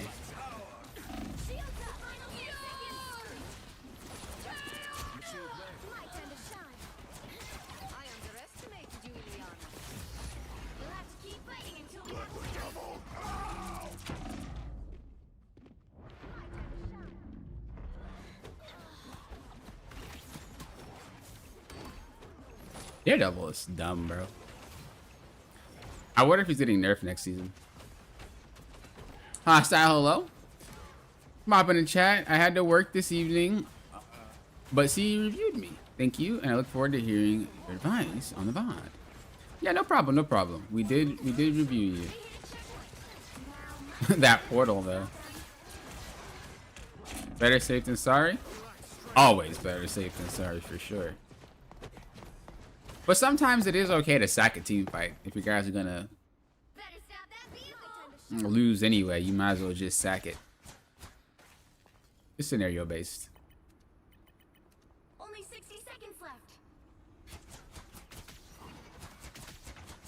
Better stop that vehicle. Here come the bad guys.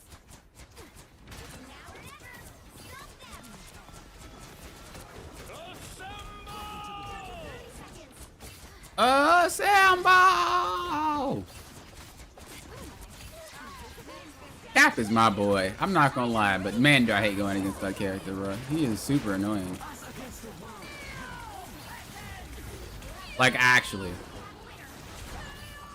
That was...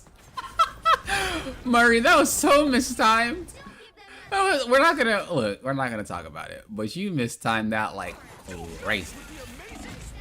I wonder if it was because you thought that was your Scarlet Witch, or it was so bad.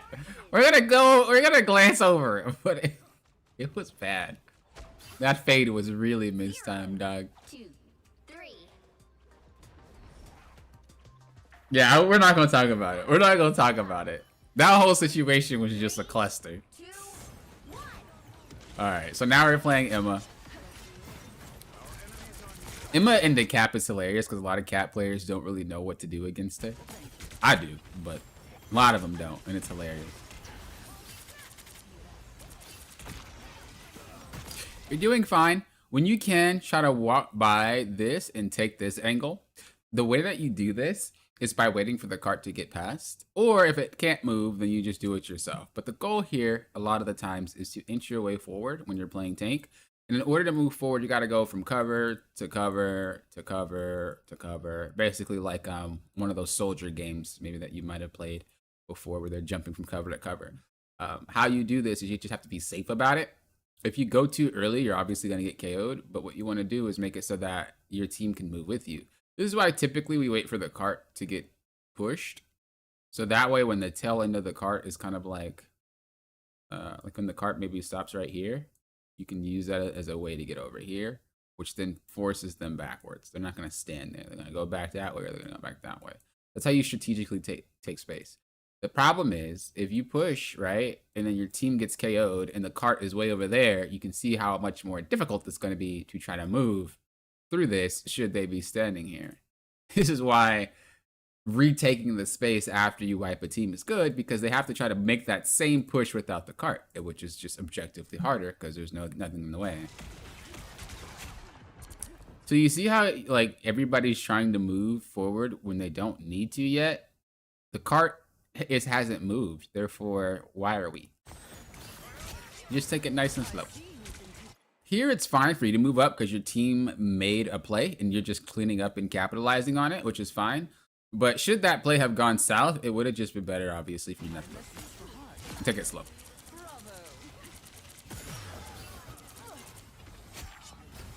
Isn't that the whole roster? Really love the character, hate them on the enemy team? I don't know if it's the entire roster. There's some characters I really don't mind going against.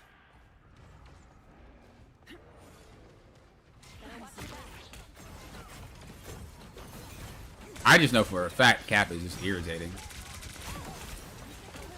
You like it more Metal Gear Solid style? Yeah, pretty much.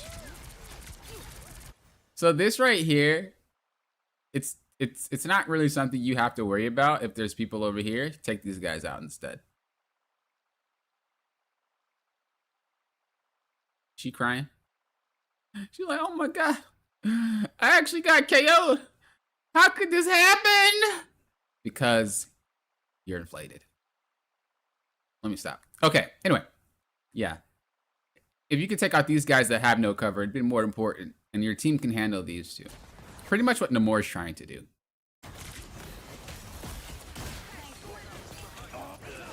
Only reason being is because they're getting resources from these guys. If you want, you could shield this spot and then focus the people over here. It'd have been just as valuable, but basically just stop them from healing. You needed that magic view? I did. I needed it.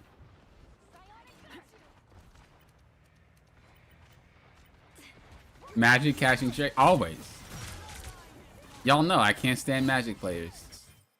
For here, if you want to, you could come up here and try to shoot down. You know, try to just keep the high ground to prevent them from coming through.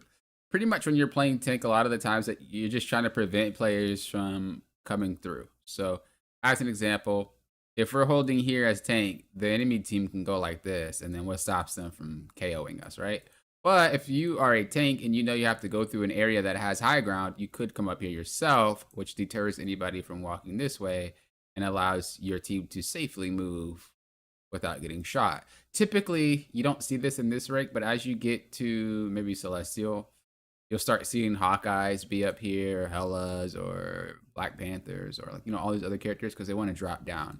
So as a tank, if you can, it doesn't really need to be a tank. It could be any role, really. But if you start noticing them positioning up here, if you can walk up, you'll be able to stop them, and you'll be pretty good to go. Don't think you always need to sit on the low ground. It also makes it easier for you to shoot Cap. Shooting Cap looking down is way easier.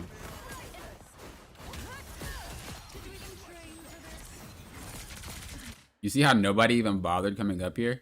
Oh, well, he is. Congratulations. Round of applause. Congratulations to you. Congratulations to you. I feel like Namor players do this sneaky stuff because that's just like what they do. Like I feel like Namor players just do a lot more sneaky stuff than any other DPS in the game. Like they do a lot more flanking, they do a lot more offense, they do just a lot more BS. Is that the gauntlet, bro? That's crazy. I never saw this before. Wait, hold up. What else is here? I know we sidetracking. But now I'm curious. Anything else? Anything juicy? What'd be really good is if they actually had words there. That'd be some crazy attention to detail. That'd be crazy.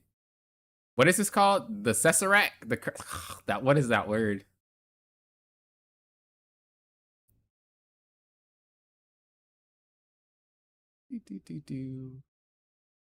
Superhuman registration. What is that? Tesseract. There you go. There you go. Tesseract. I knew the word. I knew the word. I haven't seen a Marvel movie in a hot minute. I really want to watch Thunder. Is it Thunderbolts? I'm starting to forget the name now.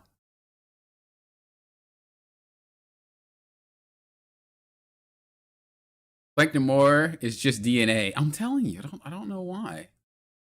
Hulk, Punisher, Devil Dino. Oh, in the cages. Yeah, I remember seeing these people, but I didn't ever like actually looked at that second part. But I do remember it. Seeing those. It's pretty crazy how much effort they put into this map, dude. These design teams are like Like, you can't even be mad at him. Oh, that's freaking creepy. Bro, I've never... I see them on the map, like in the end screen when you win or lose. But that's creepy. I've never... That's super creepy. Oh my god. Don't want to see that at night. He looking like, what you looking at? He's like, hey, I'm thinking that I'm asking the same thing. I don't know why they got me locked up in here. I don't even get no play. You can't even see me. Hey, I've been there. That is the he has like the most crazy look on his face. Like, Papa, we're supposed to be doing the review. I know. Oh, he's going crazy. That's literally me after every L.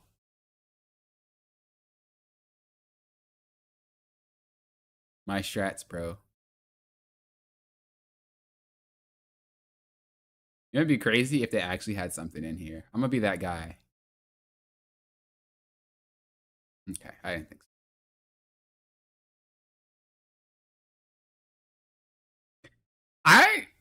It must be really hard to make maps. Like, it must be really difficult to make maps.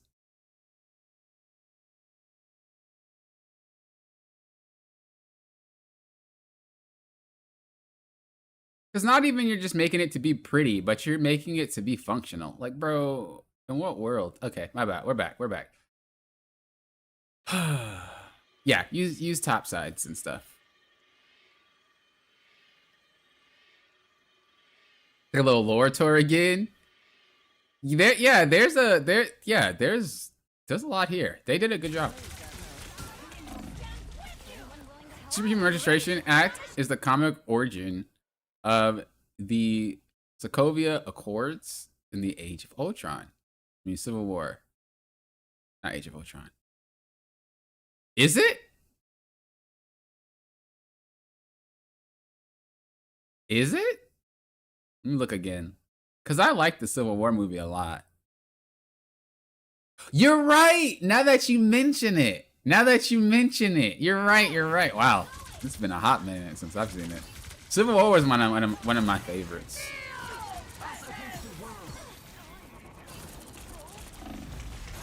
I mean, we already knew that fight was going to go south once you let her ult behind you. When you're looking to use Emma ult, my advice is to just wait until they ult, and then you ult after they ult. You usually get a for sure team wipe after that. Usually, especially these ranks. Now, it is debatable, it's situational, but in my opinion, that's generally what gives me my KOs. I don't ever try to ult before, even though she cancels ultimates on strats and stuff, or everybody. I don't ever use that to be the reason I ult first. I just wait.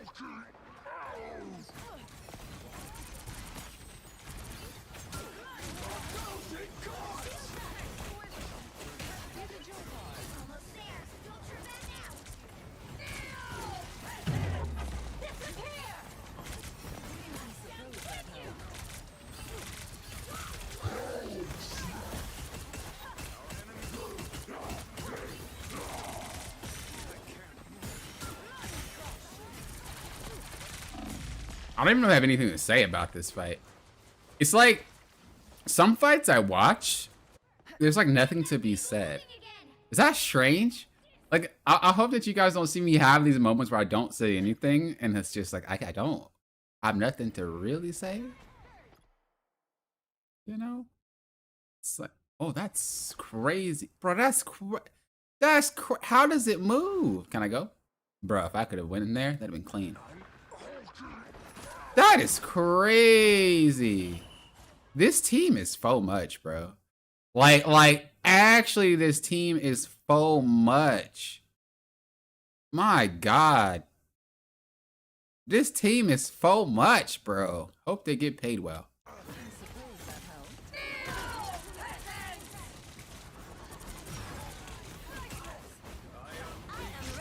You couldn't make it work there? Yeah, like I said, there's not really much to say about that fight. That fight was just weird. It was all over the place.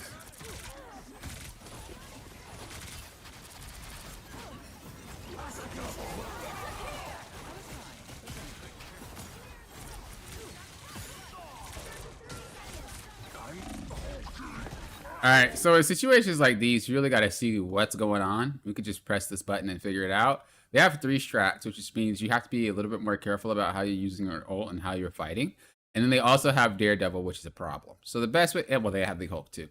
The best way to play this match, in my opinion, is you're just waiting for, you gotta count their ults. So you have to, in your head, just be like, okay, that's 1 ult, that's 2 ult. Okay, next fight, they have 1 ult, but they don't have another. And then wait for all of them to be used. But every time that Daredevil comes in, you focus on. Like, you don't really have much to do other than that. It's gonna be a boring match because they have triple strats. It's why I want roll queue, because I'm tired of seeing it. And it's just a really boring game for everybody involved. But again, I know some DPS require triple strats because they do so much damage. So. It's rough. But yeah, your main goal should just be kind of waiting for the Daredevil to come in and then taking him out. That's all. You don't really have much else to do because they have triple strats. Just mean they don't have a lot of damage. They just have a lot of survivability. The trick to grab Daredevil is when he starts doing his parry, he's very immobile. So just grab him during that and you're good to go.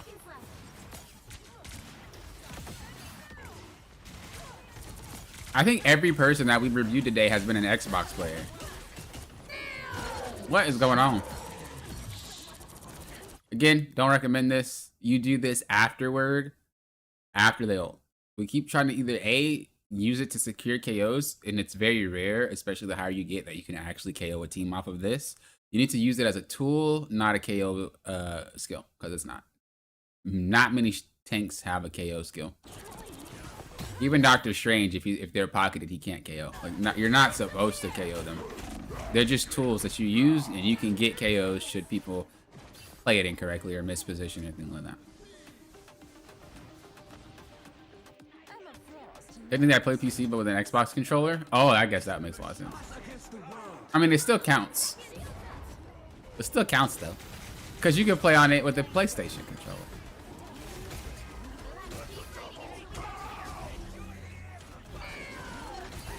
I remember someone saw an Xbox controller on the screen as a PC streamer, and they were like, "Oh, the person's using an Xbox controller." And then the comment, like the person in the stream, the viewer said, "I actually think that's a Nintendo Switch controller." And I was like, first of all, I was like, the first half of my brain was like, "Wait, what? You can use a Nintendo Switch controller?" And then the other half of my brain was like, "Oh, you probably just think it's not because of like the button layout." And then their reasoning was that Xbox controller has colors and they didn't see any colors. And then I explained to them that there's no colors on the replay. But that'd be wild, bro. I don't even think they have enough buttons to play Marvel Rivals. I mean, maybe the Pro controller, but how would you play it with the regular Switch controller? Also, the problem with Switch is a lot of their joysticks movements aren't very precise, so it'd be really hard to aim.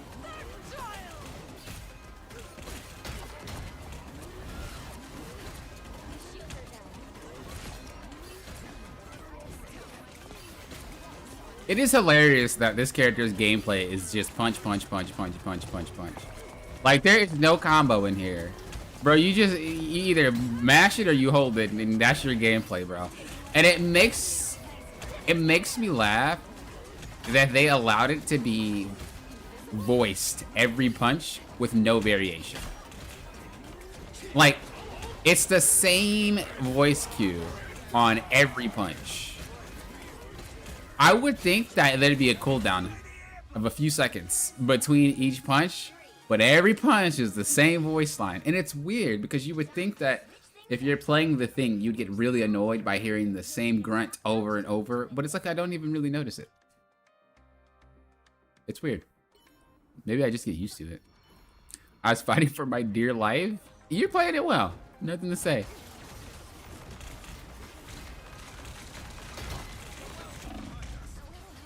I like the reposition. This is good. This is a lot better of your thing gameplay for sure. Don't like that because it's kind of scary. You might get KO'd here. You only really commit like that when you know you can for sure win the fight. If you thought in your head that you could, well then, you know, kudos. But if you just did it to do it, be careful. Because you take a lot of freaking damage, man. And you don't want to be caught out with no abilities. But I think it was well played.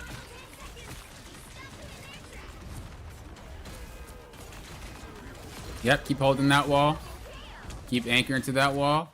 Remember, people could come from your left, so just here, like keep the sound out for it. Cool. Really solid thing anchoring gameplay there. Way better than you were before. Not saying you were horrible or anything before, but I could see the improvement for sure.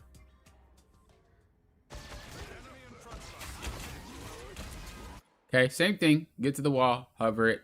After this pushes out a little bit more, you could break this wall and it could be more of a flat wall for you. Yeah, like that. That Namor is godlike on those flanks, bro. This guy's crazy. Okay, you don't need to go that deep. Find another wall. Be here. Be here if you want. Remember, you can push them, but be on the wall so that you're not in the middle of the field like this. Because you can still do what you're trying to do from these same locations. You're not that far from the wall. You're not that far from the wall. So. Like, even you didn't have to run back. You could have just ran to the wall. You did a really good job creating space. Why are you going to run away to give it back? You know what I mean? You're not in any danger and your team can see you. See? So when you try to be aggressive, when you try to push forward, you want to go from cover to cover to cover, but also you got to make sure that the cover that you're going to end up on, could everybody see you? If it's yes, you're chilling. In any given scenario here, your team could see you. If it was right here, you know, it's kind of harder for them to see you. Don't get me wrong. They have to do some funky stuff. But if you were to take here, they could see you perfectly fine. That way you're not giving up any space that you just took.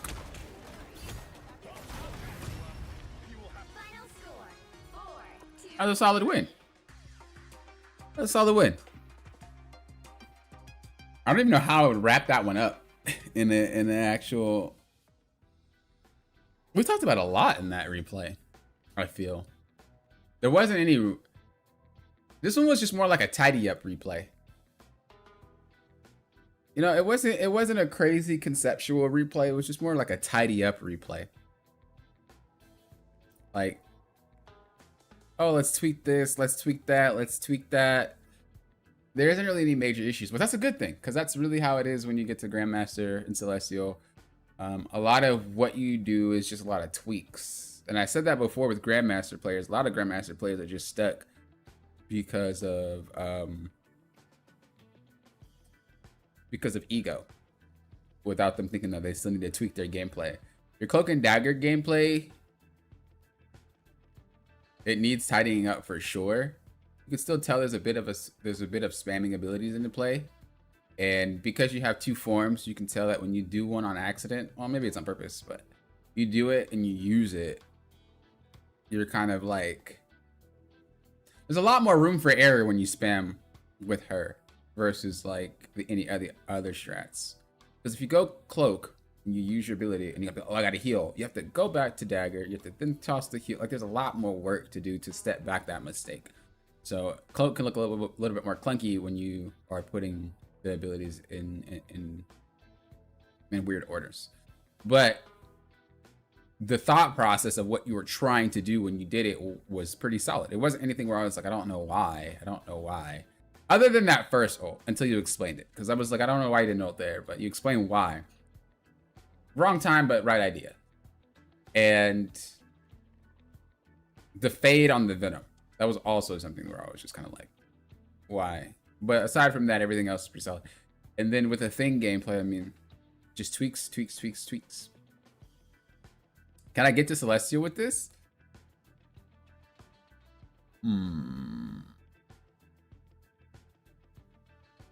It's really hard to tell you yes or no on that one, because the games that you have in Grandmaster 3 are not going to be the same games that you have in Grandmaster 1.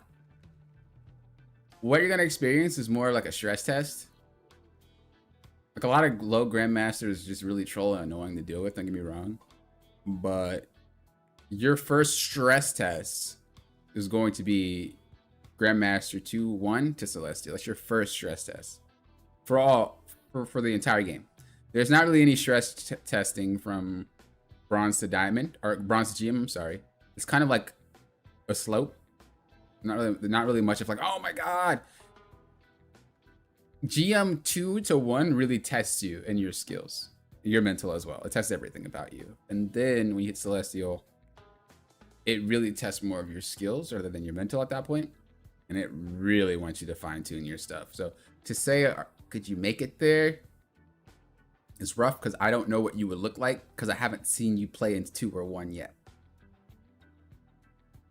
You're still kind of in diamond territory.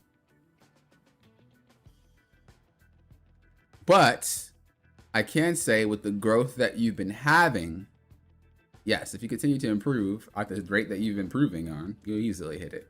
It'll take time, but you'll hit it for sure. I feel like I saw Ash before in quick play or maybe stream. Ash? Oh, that person? I've never seen him.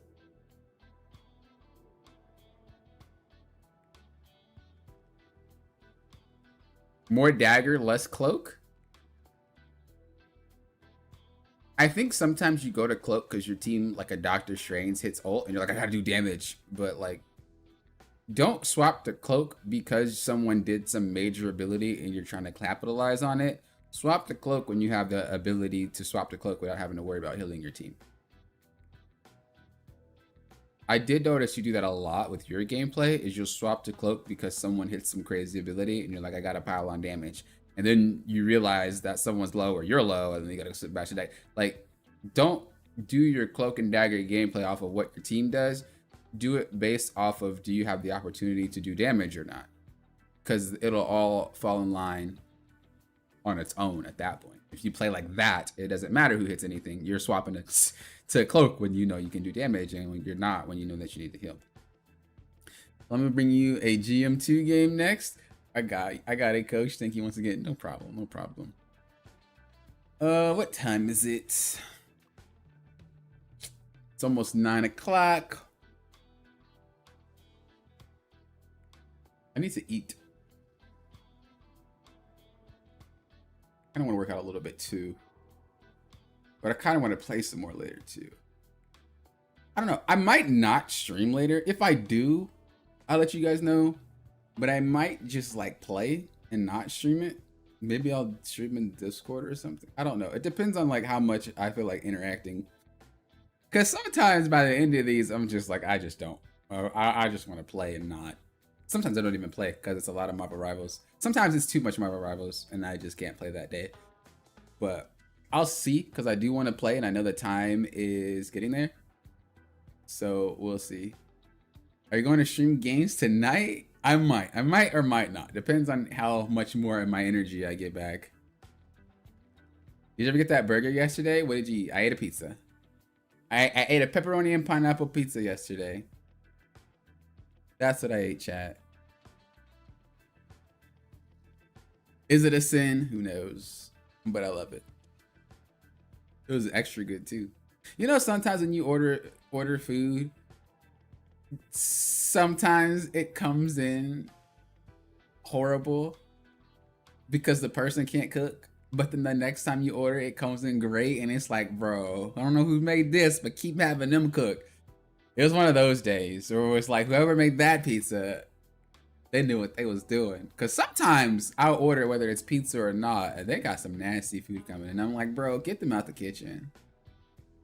Bro, get them out the kitchen. If you play, I'll stream it for the Discord. If you don't, oh, you'll mean you'll spectate it and then shoot for the Discord. That's interesting. I need to see how I can do it. Because last time I tried to stream it, it was with a lot of complication. I was like, I'm just going to stream it live, bro. You doing a bounty on me? What's wrong with pepperoni and pineapple? What's wrong with that? So a pineapple on pizza guy? Me too. Look, I'm saying. I don't even know how it's considered bad. It's literally sweet and savory. In what world is that bad?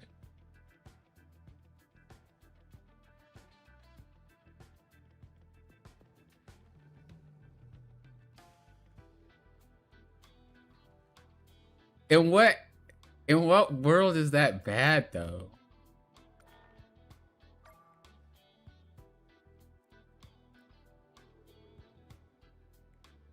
Just shit. Just had honey ding sandwiches. I like actual pizza ingredients on my pizza. Thank you very much. Wait, that's a whole nother debate entirely. So we're saying that there's specific ingredients for pizza. There's specific ingredients for pizza that you can't put on a pizza. Is that where we're at, Lauren? I would be discriminatory. What happened while I was in the match? Oh yeah, because I wanted a burger yesterday, and I was asked, did I get it? And I said I ate pizza, pineapple, pepperoni and pineapple, and then we just started having a debate on that.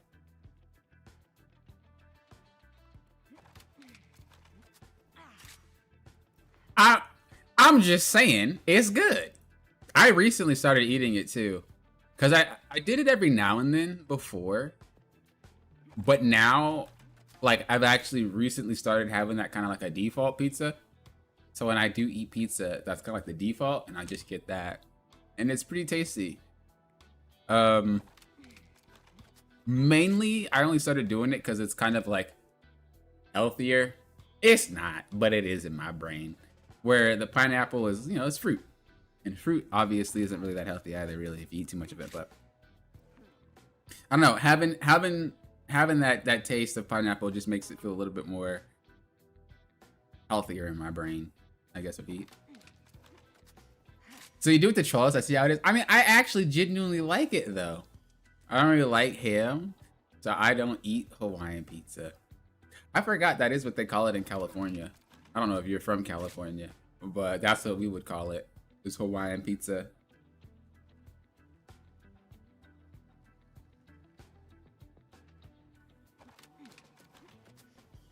Your default is sausage and pepperoni? I used to mess with that. I also used to mess with like jalapeno pepperoni. I feel like that's a great combination. A classic great combination that I don't think any pizza places can mess up.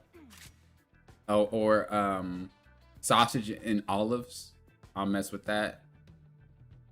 I had an Alfredo sauce pizza once. It's pretty good. Chicken onion, Alfredo pizza. Pretty tasty. This place near me does chicken teriyaki sauce and pineapple pizza. I think I tried a teriyaki sauce pizza. My default is the Supreme House Special, where they dump almost everything. I used to do that. But I like to be specific now. We would call that a cowboy pizza in California. A cowboy style or something like that. And you also have stuffed crust.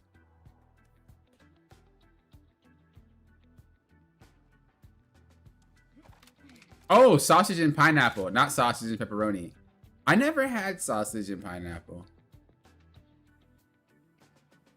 I thought it was pepperoni too. I read that super wrong. Beef and pepperoni is a great combo. Maybe oh no, I've had pepperoni and sausage, but I haven't had sausage and pineapple. There's something about pepperoni that has like that saltiness to it versus like sausage. It doesn't really have that like kick of salt. You know what I mean? Does that make sense? The pepperoni got that salt kick, whereas sausage don't have it. It's not like wow. It's not like that.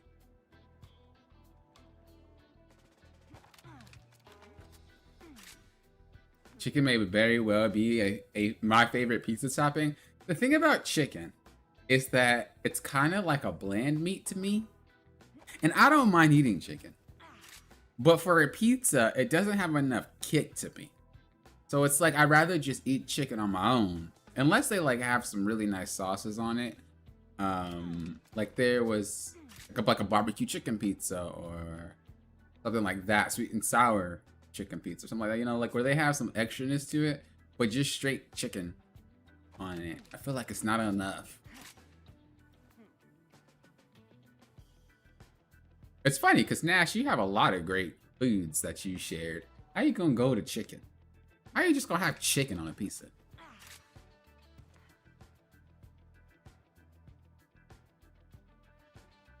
With the garbage pizzas? Wait, is that what we're gonna call it? I don't know. I don't know if I would want to eat a garbage pizza. That's actually hilarious. Yeah, I'm gonna make burgers tonight. I took the meat out, so I'm gonna make it tonight.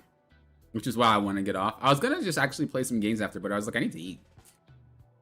So I'm not sure how I'm gonna feel later after I'm done cooking it. Lauren, you're gonna stream today anyway, aren't you? Or no, you're not streaming today. I don't like taking up Lauren's stream time. Lauren got pesos to make.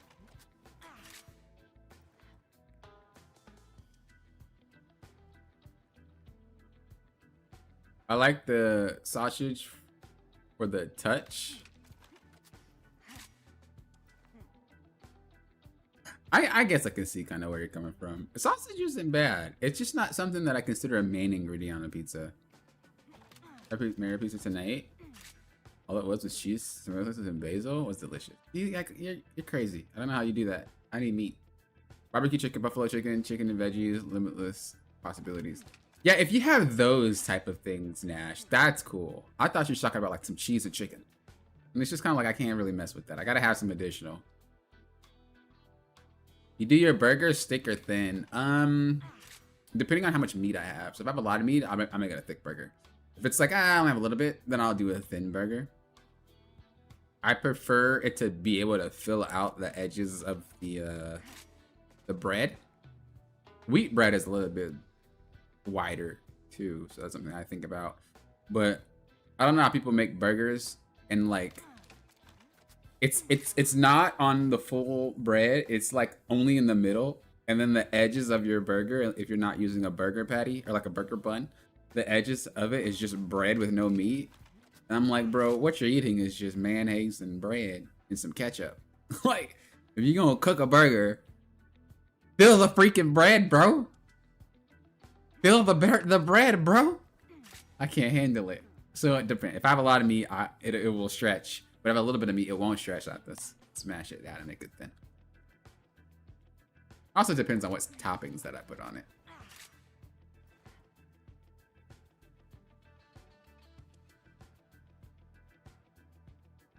Oh, I wasn't gonna stream like at this moment. I was just saying I thought about it, but I also need to eat.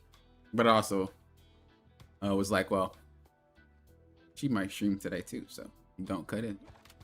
Do you stream on YouTube, Twitch, or both? Yeah, Lauren streams on YouTube. Lauren tried to take all my viewers. That's her. That's her secret prerogative. She abuses my nice personality. Everything I giveth, she taketh. I'm not a savage. Yeah, cheese and chicken on a pizza with nothing else is pretty crazy.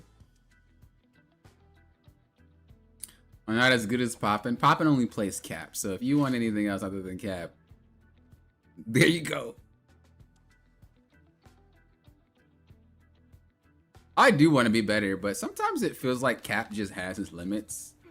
And I hate feeling like that. There's a few characters in this game that are like that, and I hate it. I hate feeling like I don't have any extra thing I can do. Like, there's other ways I can play, don't get me wrong, but the execution is pretty much the same every time. I just hate feeling like that. But I enjoy playing them, so it is what it is.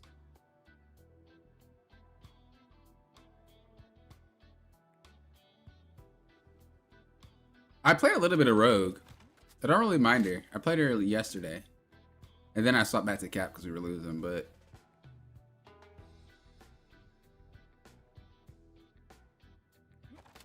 I hate being slow, bro. Like, if you played Cap for 500 hours, dog, and then you play something like Rogue, like, how do you guys function on moving at 2 miles per hour, dog? No jumps, just running. Who could play like that? At least if I play Hulk, he actually can jump around. If I play Thor, he can dash around. Rogue just sits there. Like, what is that? I didn't understand. It makes sense for like Strange and Mag, but when I play Cap with Rogue, it's like, it's so hard. I challenge you to stream of no Cap. I probably wouldn't because I want to climb. If my goal wasn't to hit one above all this season, I probably wouldn't really care. I just play whatever I want. But I really want to just be done. Like I said, I didn't get credit last time, but I want to get credit this time. And then once I get credit, you'll probably see a lot more characters being played. Because I'm tired of playing Cap into all this stuff that he doesn't really do well in. And especially in solo play. It's just not fun. It's fun to play him, but it's not fun to deal with it, I guess is what I'm trying to say. So, after I climb and hit one above all, I'm definitely going to be playing a lot of the characters.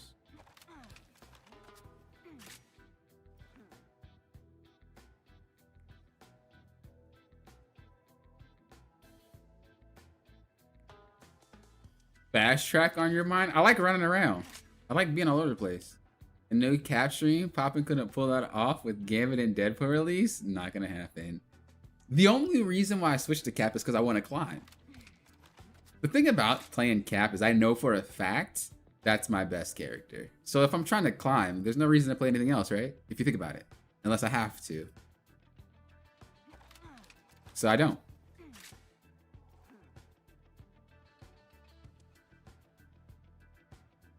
Even if you played Strange every game instead of Cap, I think you'd still be fine. I did one season. You guys might not remember, but I actually didn't play Cap for a whole season.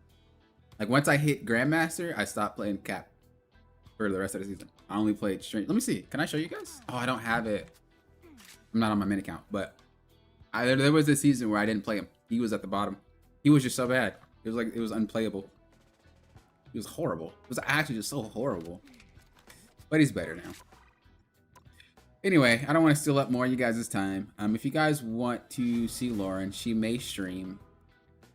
She'll post it in my Discord that she is streaming. If she decides to stream, no pressure, no pressure.